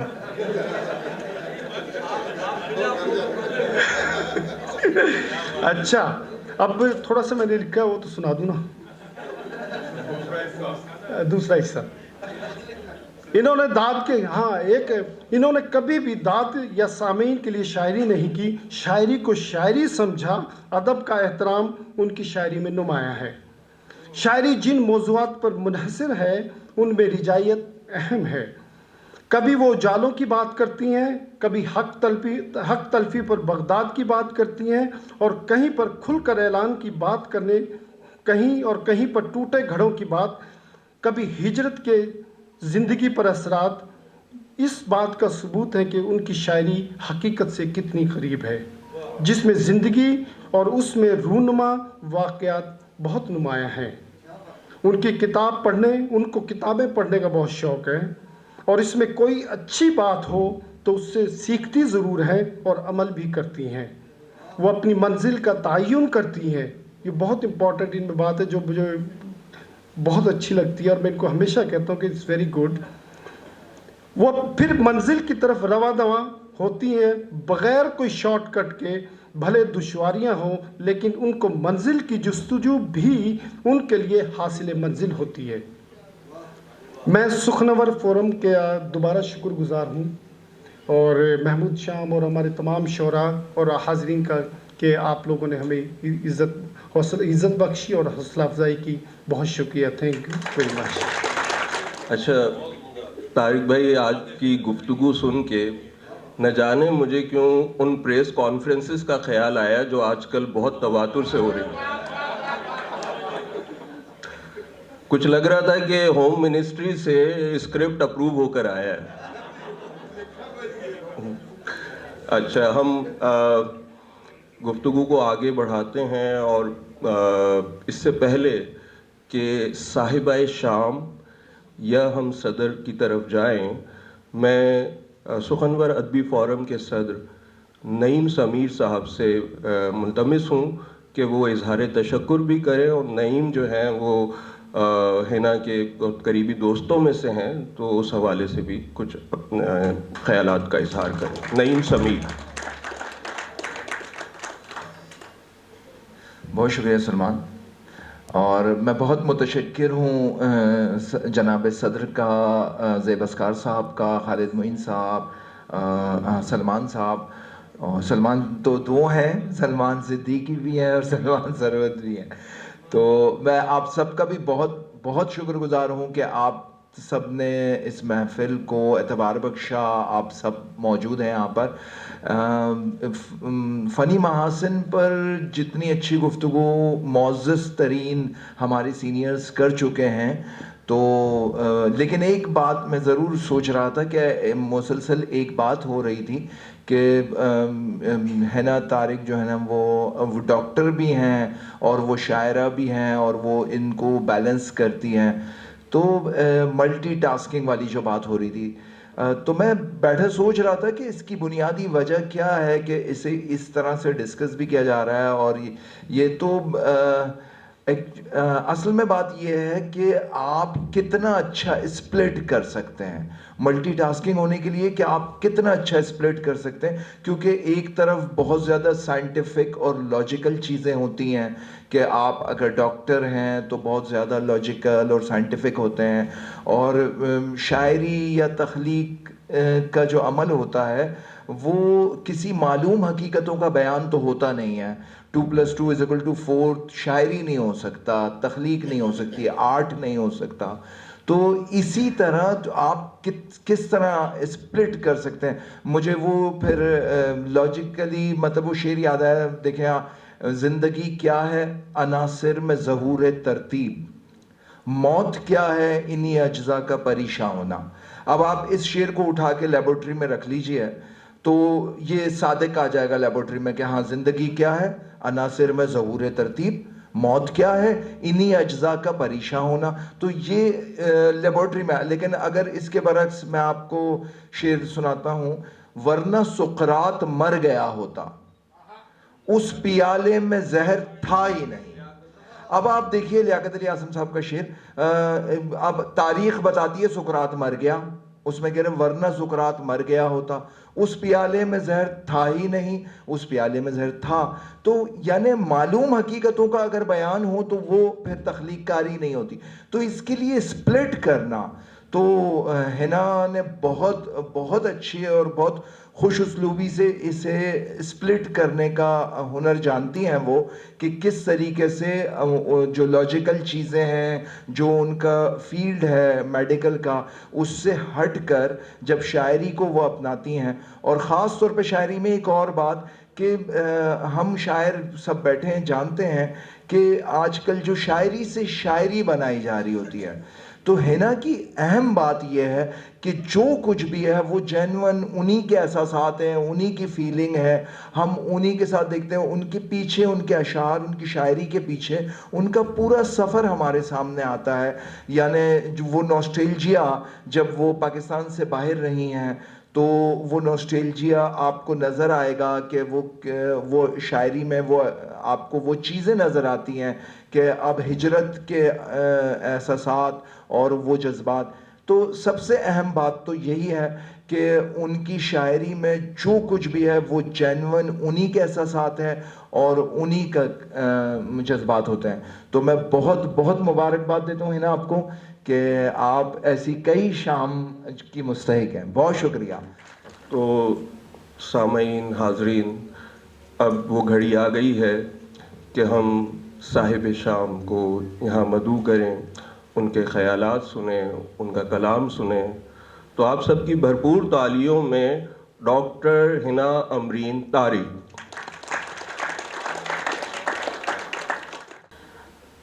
سب سے پہلے تو آپ سب کو ویلکم.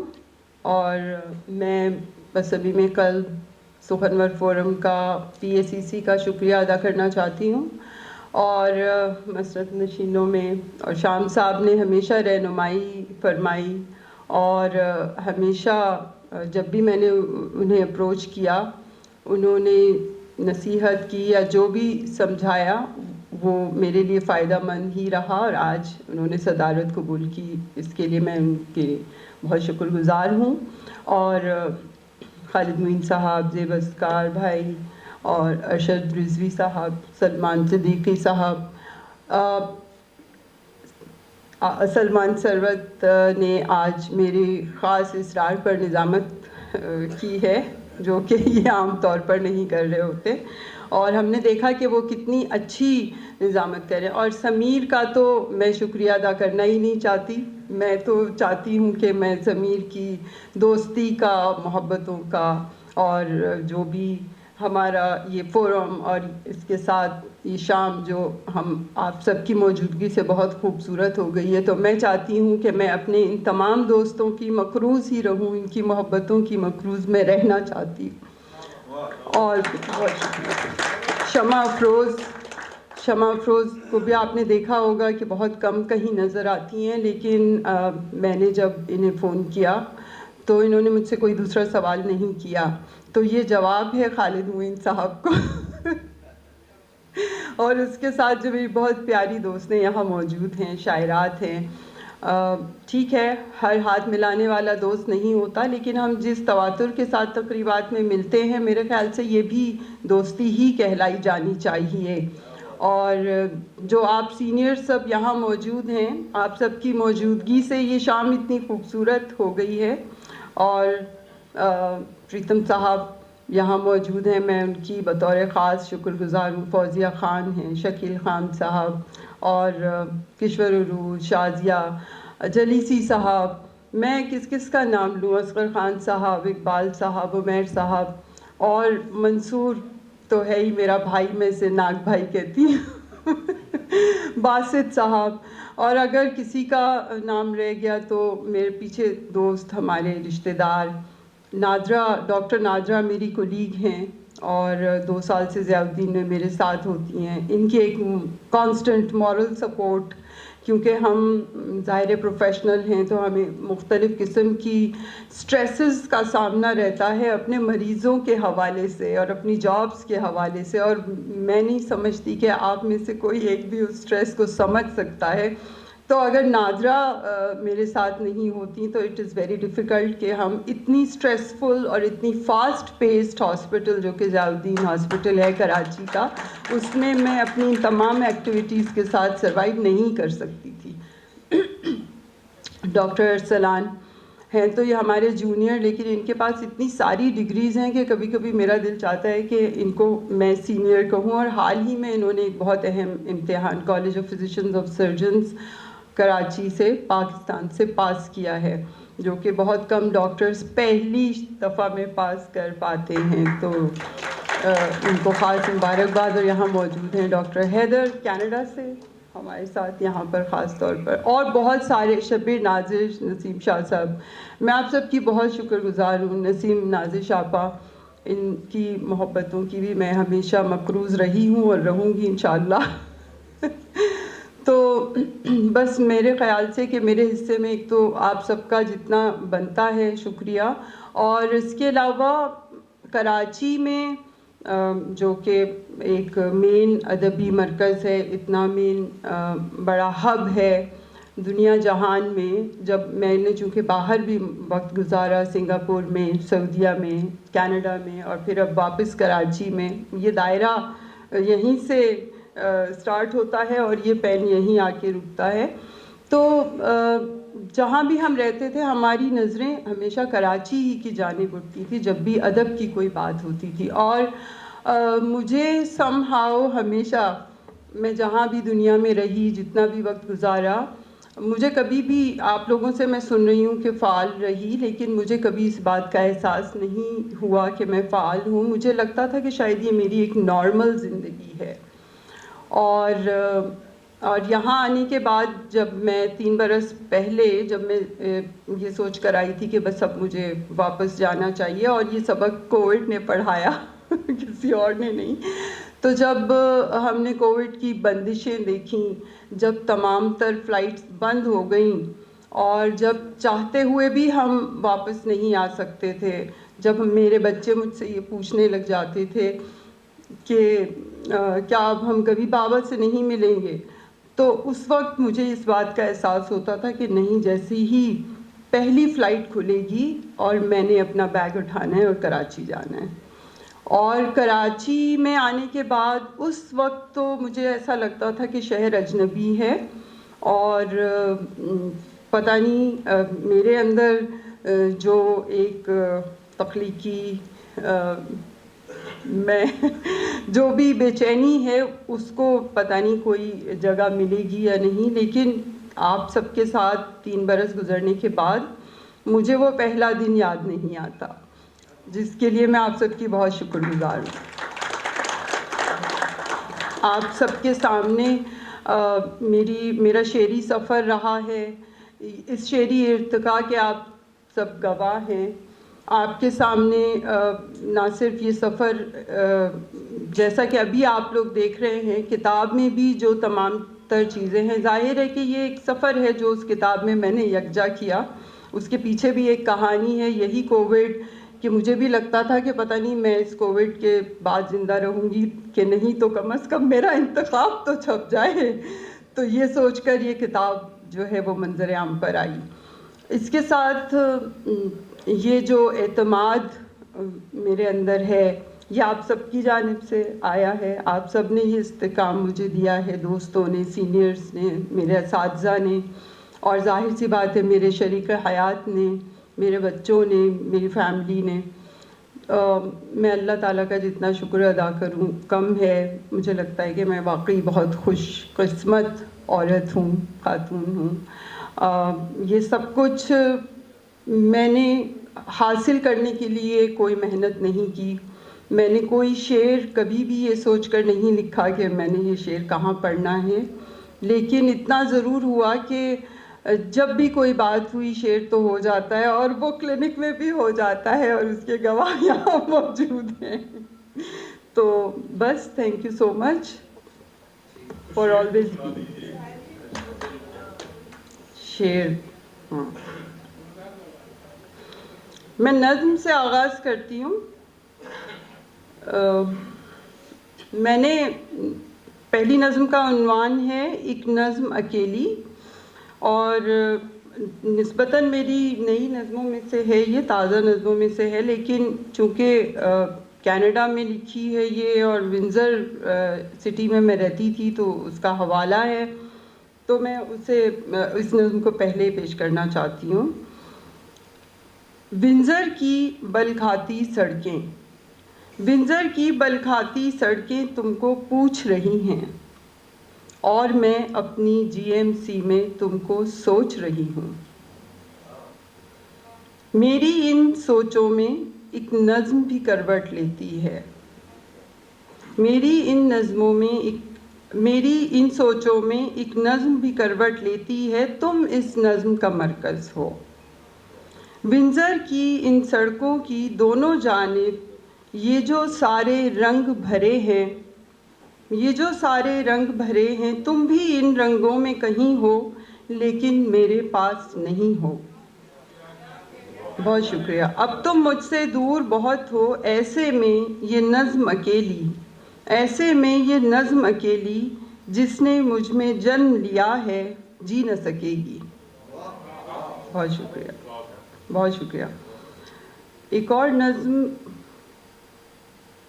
یہ پاکستان آئے، کئی ہجرتیں کی ہیں میں نے، 4 ہجرتیں کی ہیں، اور مجھے لگ رہا ہے کہ 5ویں ہجرت بھی تیار ہے. ہجر موسم گزار آئے، جب میں کراچی آئی تو یہ نظم. یہ چاندنی گر یقین بن کر، یہ چاندنی گر یقین بن کر محبتوں کے حسین موسم اتار لائے، تو رات ڈھل کر نیا سویرا نئی بہاریں سنوار لائے. یوں شہر دل کے اداس موسم، یوں شہر دل کے اداس موسم اداس رنگوں کی رائے گانی سمیٹ کر پھر ہوا کے ہاتھوں نیا کوئی ایک پیام لائے. بہت شکریہ. کسی سنہری کرن کے ہاتھوں، کسی سنہری کرن کے ہاتھوں نئی امیدیں اجالتے ہی سمندروں کے نئے سفر کی پکار آئے، سمندروں کے نئے سفر کی پکار آئے. کہیں بکھرتی سی نرم خوشبو، کہیں بکھرتی سی نرم خوشبو بکھر کے تھوڑا قرار لائے. یہ چاندنی گر سکوت شب سے یہ بے یقینی جدا کرے، تب ہمیں بھی کچھ اعتبار آئے، ہمیں بھی یہ اعتبار آئے کہ ہجر موسم کی ساری راتیں گزار آئے، کہ ہجر موسم کی ساری راتیں گزار آئے. جو شہر دل میں سما گیا تھا وہ ہجر موسم گزار آئے. بہت شکریہ، بہت شکریہ. اور ایک نظم، اس کا عنوان ہے اجالے بانٹ دینا تم.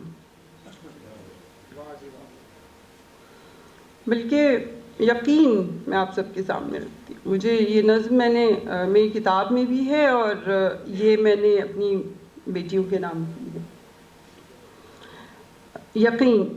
یہ میرے آنگن کی سب بہاریں یہ میرے آنگن کی سب بہاریں، سبھی نظارے، یہ رنگ سارے، یہ پھول سارے یوں مجھ سے نظریں چرا رہے ہیں، یوں مجھ سے نظریں چرا رہے ہیں کہ جیسے مجھ کو گئی رتوں کی کوئی کہانی سنا رہے ہیں، کہ جیسے مجھ کو گئی رتوں کی کوئی کہانی سنا رہے ہیں، کہ صحن دل کے حسین موسم کی بے ثباتی کہاں تھمی ہے، کہ صحن دل کے حسین موسم کی بے ثباتی کہاں تھمی ہے، ہوا بھی تیور بدل رہی ہے، ہوا بھی تیور بدل رہی ہے، گلی کے کونے پہ ڈھلتا سورج یہ کہہ رہا ہے، گلی کے کونے پہ ڈھلتا سورج یہ کہہ رہا ہے کہ ڈھل کے میں پھر ابھر رہا ہوں، کہ ڈھل کے میں پھر ابھر رہا ہوں، خزاں رتوں کی اداس شامیں میری تمازت سے جی اٹھی ہیں، خزاں رتوں کی اداس شامیں میری تمازت سے جی اٹھی ہیں، ازل سے اب تک یہی ہوا ہے،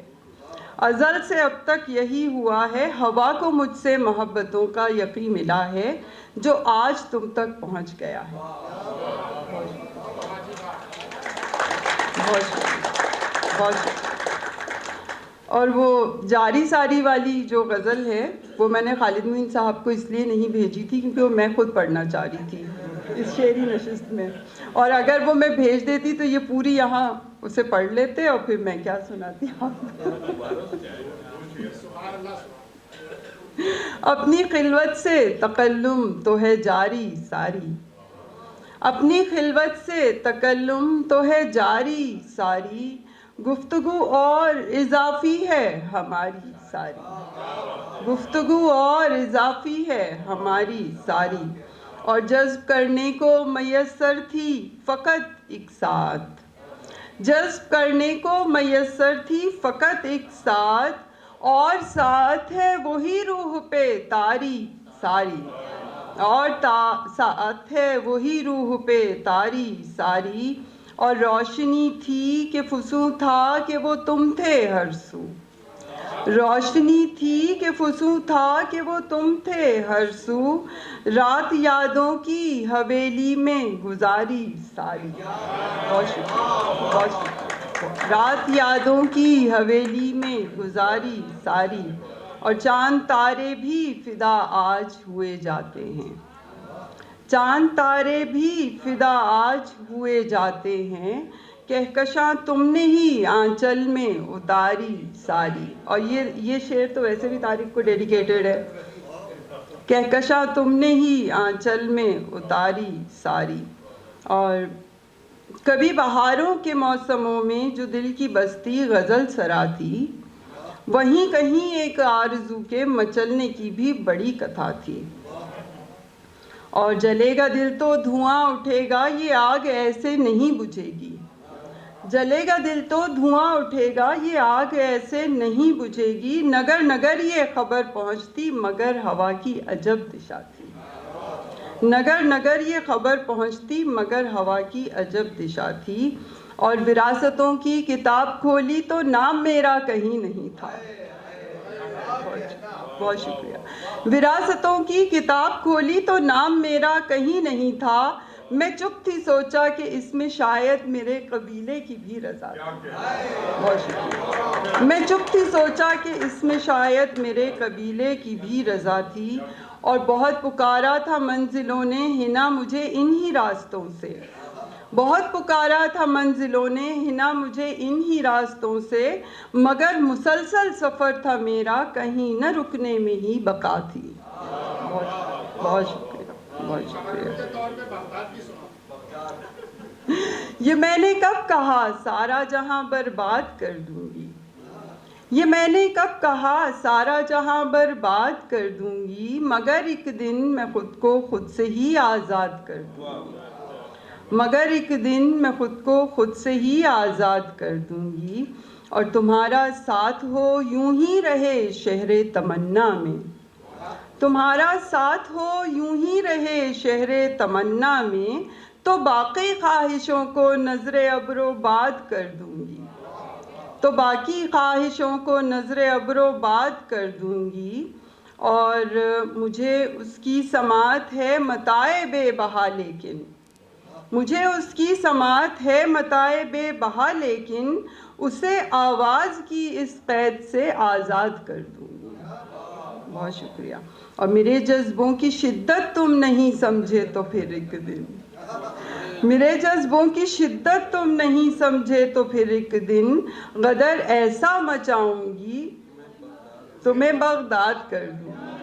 میرے جذبوں کی شدت تم نہیں سمجھے تو پھر ایک دن غدر ایسا مچاؤں گی تمہیں بغداد کر دوں گی. اور مجھے امید کی کرنیں یقین ہر پل دلاتی ہیں، مجھے امید کی کرنیں یقین ہر پل دلاتی ہیں کہ اب تک جو نہ کر پائی میں کچھ دن بعد کر دوں گی. مجھے امید کی کرنیں یقین ہر پل دلاتی ہیں کہ اب تک جو نہ کر پائی میں کچھ دن بعد کر دوں گی. اور ہنا میں اپنے خوابوں کی فضا سے خوش رہی تو پھر، ہنا میں اپنے خوابوں کی فضا سے خوش رہی تو پھر سجا کر دل محلہ ایک نگر آباد کر دوں گی. بہت شکریہ، بہت شکریہ. اور ہمارے ساتھ انجم عثمان صاحبہ بھی موجود ہیں جو کہ سینئر شاعرہ ہیں ہمارے شہر کی، اور میں بہت ممنون ہوں. مشال صاحبہ موجود ہیں، حمزہ وسیع یہاں موجود ہیں، اور آپ سب احباب کا بہت شکریہ.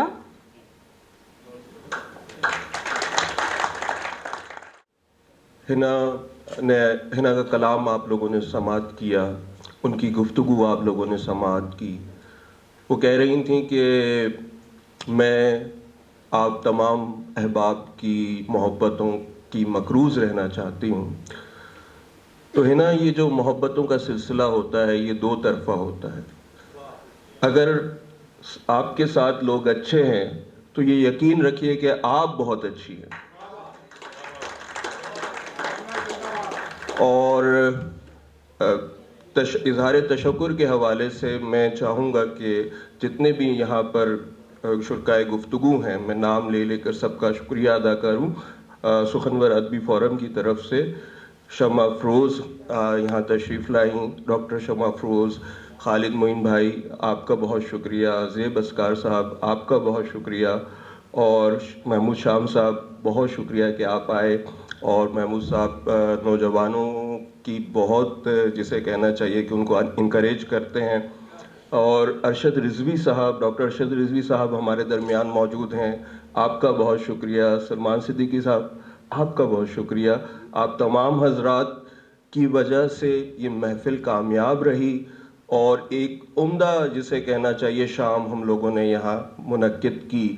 اور یقیناً جتنے بھی حاضرین یہاں موجود ہیں اگر آپ لوگ نہ ہوں تو یہ شام بے معنی ہے. آپ لوگوں کا بھی یہاں تشریف آوری کا بہت بہت شکریہ. اب میں جس شخصیت کو بلانے جا رہا ہوں، اگر میں یہ کہوں کہ ایک عہد ہے تو بیجا نہ ہوگا.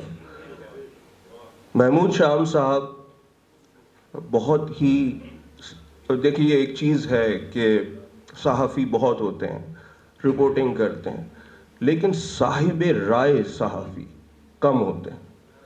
محمود شام صاحب کی جو سیاست پر نظر ہے، جو سماجیات پر نظر ہے، تو ایک چیز ہوتی ہے جس سے ہم کہتے ہیں کہ بہت سے تحریروں میں نا ہمیں لفاظی نظر آتی ہے اور کوئی ایک ٹھوس بات وہ ہمیں نہیں ملتی بہت سی تحریروں میں. لیکن جب بھی ہم محمود صاحب کو پڑھتے ہیں تو وہ بڑی کیلکولیٹڈ ہیں اپنی گفتگو میں بھی اور اپنی تحریر میں. وہ نہ زیادہ بات کو بڑھاتے ہیں، جو بات کا قد ہے وہیں رکھتے ہیں بات کو. یہ ان کی خاصیت ہے. اور بڑے ادب سے اور بڑی محبت سے میں سر آپ کو یہاں بلانا چاہوں گا اور احباب سے بھرپور تالیوں میں جناب محمود شام صاحب.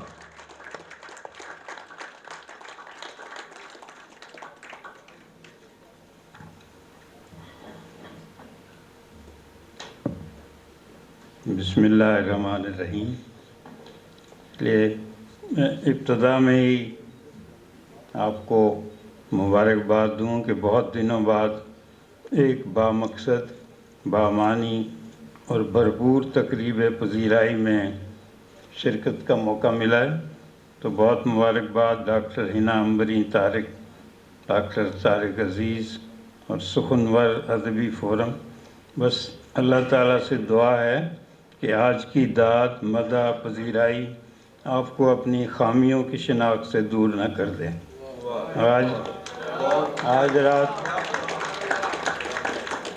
آج رات سونے سے پہلے اپنا احتساب ضرور کر لیجئے گا. جناب ڈاکٹر شمع افروز، سلمان صدیقی صاحب، ڈاکٹر ارشد رضوی، خالد معین صاحب، زیب اسکار حسین اور ڈاکٹر طارق عزیز نے گھر کی گواہی دی ہے. اور سرورت صاحب آج ان کی نظامت پہلی بار سنی ہے، اس پر بھی واہ واہ کرنے کو جی چاہتا ہے. جہاں تک دیکھتے ہیں ظلم کا ہے بول بالا، ہمارے دیس کا منصف کہیں گم ہو گیا ہے. تو آج کے دور میں بات ڈاکٹر حنا عنبری طارق کے اسی شعر سے شروع ہو سکتی ہے: حسب حال، حسب سابق، حسب دستور. ملک میں ظلم کا دور دورہ ہے، خلق خدا انصاف کے لیے ترس رہی ہے اور قاضی القضات معمول کی چھٹیوں پر ہیں. سلطان راہی کی فلم کا مکالمہ یاد آتا ہے. جب وہ رات کو عدالت بند دیکھتا ہے تو کہتا ہے ظلم 24 گھنٹے اور انصاف صرف 8 گھنٹے. جولائی 2021 میں ہمیں ڈاکٹر حنا طارق نے کہا اجالے بانٹ دینا تم. خود یہ کبھی آرٹس کونسل میں نظامتیں کر رہی تھیں یا کانوں پر ایئر فون لگائے ریڈیو سے اپنی آواز کا جادو جگا رہی تھیں اور اسٹیبلشمنٹ اس عرصے میں واگے سے گوادر تک اندھیرے بانٹ رہی تھی. ایک سوال آپ سب کے سامنے ڈاکٹر صاحبہ سے کرنا چاہوں گا. اچھا ہے شکیل خان صاحب بھی بیٹھے ہیں کہ آرٹس کونسل کی لاڈلی خوشبو پاکستان امریکن کلچرل سینٹر میں کیوں پھیل رہی ہے؟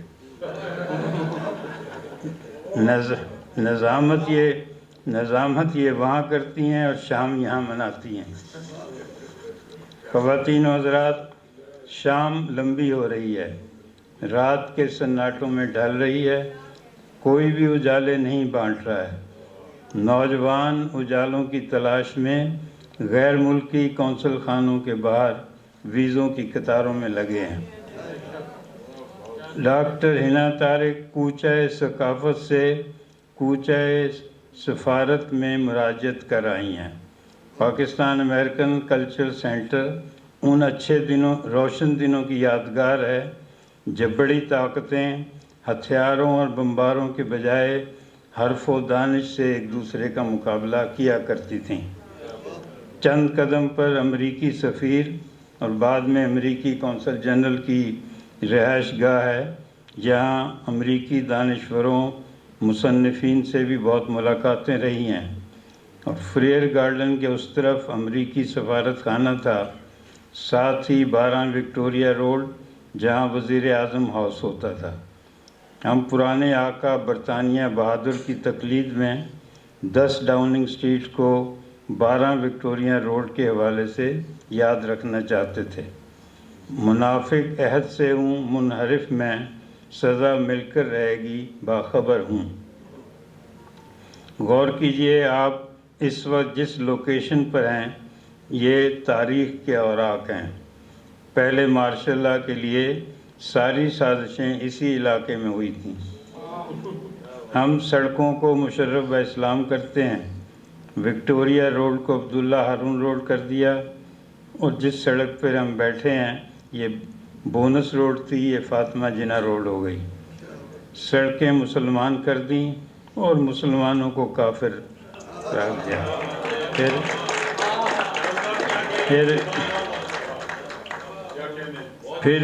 پھر اس سے بھلا کیسے رہو رسم روا ہو، وہ شہر تو اول کا منافق ہے منافق. میں اپنی اس گفتگو میں اشعار ڈاکٹر حنا عنبری طارق کے ہی پڑھوں گا، داد بھی آپ انہیں براہ راست دے سکتے ہیں. ڈاکٹر حنا عنبری طارق مجھے اردو شعر و ادب کا ایک حسین خوشگوار مستقبل لگتی ہیں، لیکن مسافتیں بہت ہیں۔ راستے میں بے شمار ادبی تنظیمیں حائل ہیں، بہت سے عالمی مقامی مشاعرے راستہ روکیں گے، کئی یوٹیوب چینل ناکے لگائیں گے، اور بہت سے بزرگ دست شفقت کے لیے آگے بڑھیں گے۔ وہ اردو زبان پر بجا طور پر فخر کرتی ہیں، حالانکہ اونچ نیچ سے واقف نہیں، مگر کچھ فخر کم نہیں مجھے اردو زبان پر۔ اردو زبان میں شاعری کی ایک کہکشاں ہے، ولی دکنی سے لے کر حنا طارق تک۔ میں اکثر حیران ہوتا ہوں کہ چند حروف تہجی ہیں، چند ہزار الفاظ ہیں، لیکن شعراء کرام نے کیسے کیسے مضامین اس محدود ذخیرہ الفاظ سے باندھے ہیں۔ جس پر بھی شعر اترنا شروع ہوتے ہیں، اس کے لیے لازمی ہے کہ وہ ان متقدمین کے دیوانوں کا مطالعہ کرے۔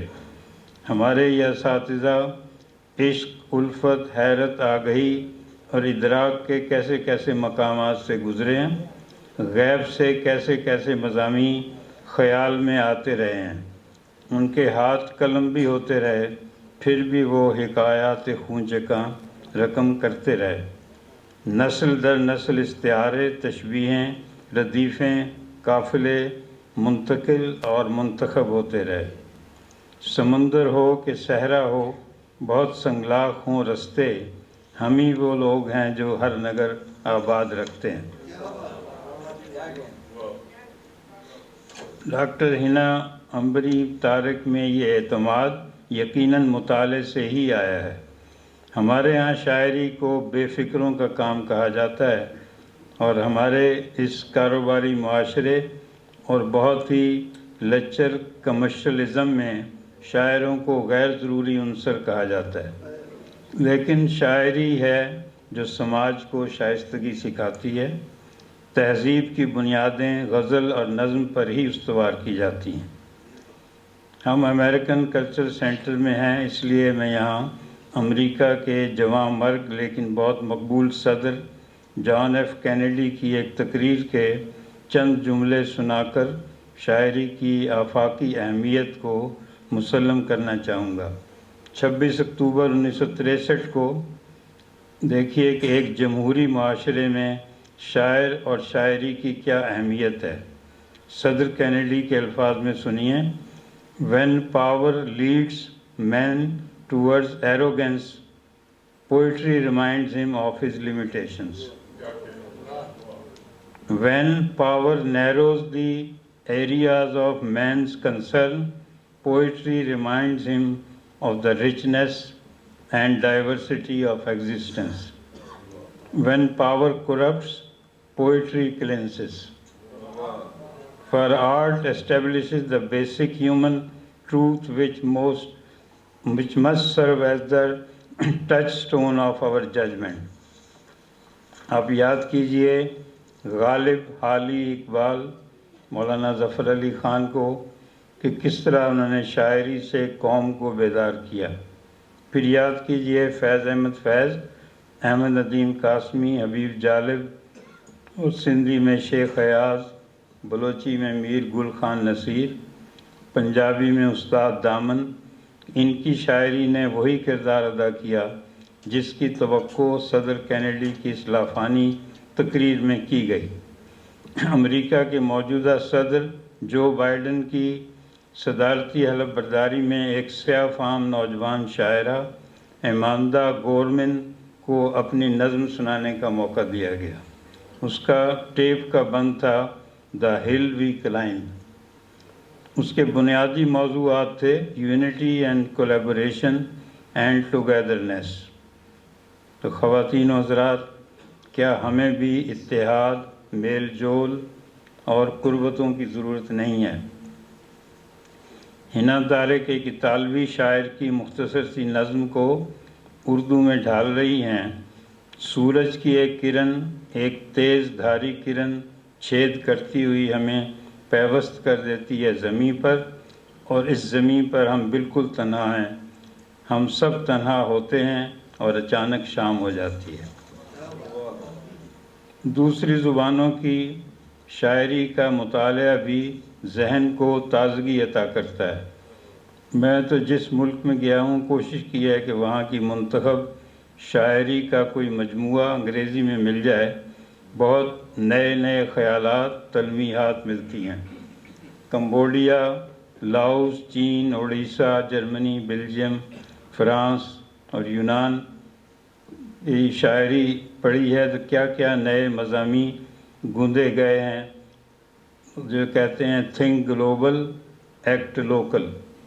اپنی روایات، اپنی اقدار، اپنی ثقافت کو اولیت حاصل ہے، روایت بھی رہے اور جدید حسیات بھی، نئی علامات بھی۔ میں بار بار کہتا ہوں کہ ملک میں مارشل لا لگاؤ یا جمہوری تماشا یا پس پردہ آمریت، عشق کبھی نہیں رکتے، اس لیے شاعری بھی کبھی ختم نہیں ہوتی۔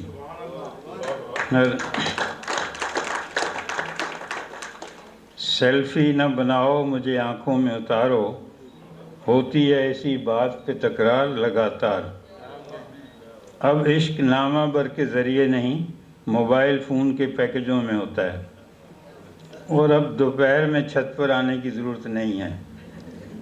ویڈیو کال بھی بہت ہے مگر ہنا طارق کا دل نہیں بھرتا۔ میں اپنے فون پر چہرہ تمہارا دیکھ لیتی ہوں مگر یہ دل نہیں بھرتا، اور یہ کہتی ہیں تمہارا لمس ویڈیو پر کہاں محسوس ہوتا ہے۔ اس کا مطلب ہے کہ عشق میں کچھ کمزوری ہے، ورنہ مومن تو کہہ گئے تم میرے پاس ہوتے ہو گویا جب کوئی دوسرا نہیں ہوتا۔ ڈاکٹر ہنا انفرادیت کی تلاش میں ہیں، اپنی الگ شناخت کے لیے کوشاں، یقیناً ایک اہم رجحان ہے۔ لبے دریا سجی محفل سے ہم نے کہیں تنہا کنارہ کر کے دیکھا۔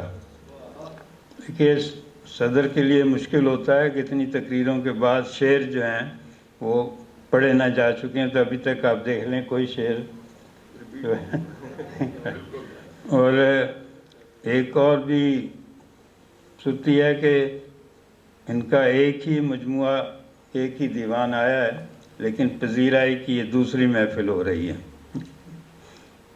یہ بھی سنیے کہ خاموشیوں کا شور بھی کچھ حد سے بڑھ گیا، اس عالم جنوں میں بھی میں اپنے قد میں تھی۔ کمال کا شعر ہے اور اپنے آپ پر ضبط بھی لائق تحسین۔ یہ بھی داد طلب شعر ہے کہ ہر روز نئی صبح بنا لیتے ہیں اپنی، سورج سے کبھی کوئی شکایت نہیں کرتے۔ ان کی شاعری یقیناً امکانات سے مرصع ہے۔ زیادہ وقت پاکستان میں گزاریں گی تو یہاں ایسے ایسے خوفناک تجربات، مشاہدات میسر آئیں گے جو ان کی شاعری کو وسعتیں بخشیں۔ غزل نظم دونوں میں بہت جوش نمو ہے۔ ابھی خالد معین صاحب کہہ رہے تھے کہ غزل بھی اچھی ہے، ان کی نظم بھی اچھی ہے، تو ساتھ یہ بھی کہنا چاہیے تھا شاعرہ بھی اچھی۔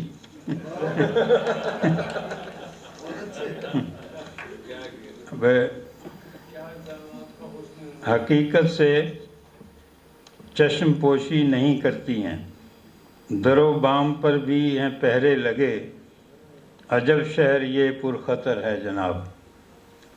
اور ہنا طارق سے کہتی ہیں تو ادھورا سا مجھ کو نہیں چاہیے، وہ مکمل میرا اور سارا میرا۔ خواتین حضرات، شاعری بھی ہنا سے یہی تقاضا کرتی ہے کہ وہ بھی پوری کی پوری ہنا چاہتی ہے۔ نظامتیں، ریڈیو پروگرام مکمل شاعری کا وقت چرا لیتے ہیں تو توجہ بانٹ لیتے ہیں۔ ردیفوں، قافیوں، شگفتگی، شائستگی، حیرتوں کی تلاش جاری رکھیں، شعری آفاق آپ کے منتظر ہیں۔ بہت شکریہ۔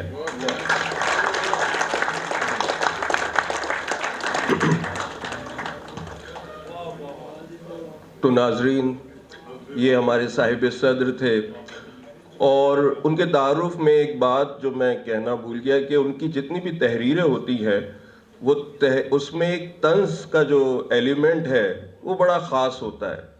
اور آج بھی آپ نے یہ انہوں نے جب اپنی گفتگو شروع کی تو، اور وہ سبق آموز بھی ہوتا ہے، وہ ایک آئینے کی طرح بھی ہوتا ہے. وہ جب شکوہ کرنا چاہتے وہ شکوہ بھی کر جاتے ہیں.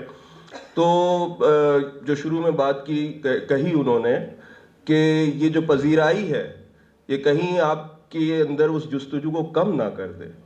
تو وہ میرا خیال ہے کہ اس نوٹ پر ہم آج کی گفتگو، آج کی محفل کا اختتام کریں گے. اور آپ نے اب شام صاحب کی بات کے بعد تو پھر گنجائش بھی نہیں رہتی ہے. ایک دو جو ہے وہ ہیں، کیا کہنا چاہیے، فارمیلٹیز ہیں. میں حنا امرین سے اور جتنے بھی شرکا ہیں ان سے کہوں گا کہ وہ آگے تشریف لے آئیں ایک گروپ فوٹو کے لیے.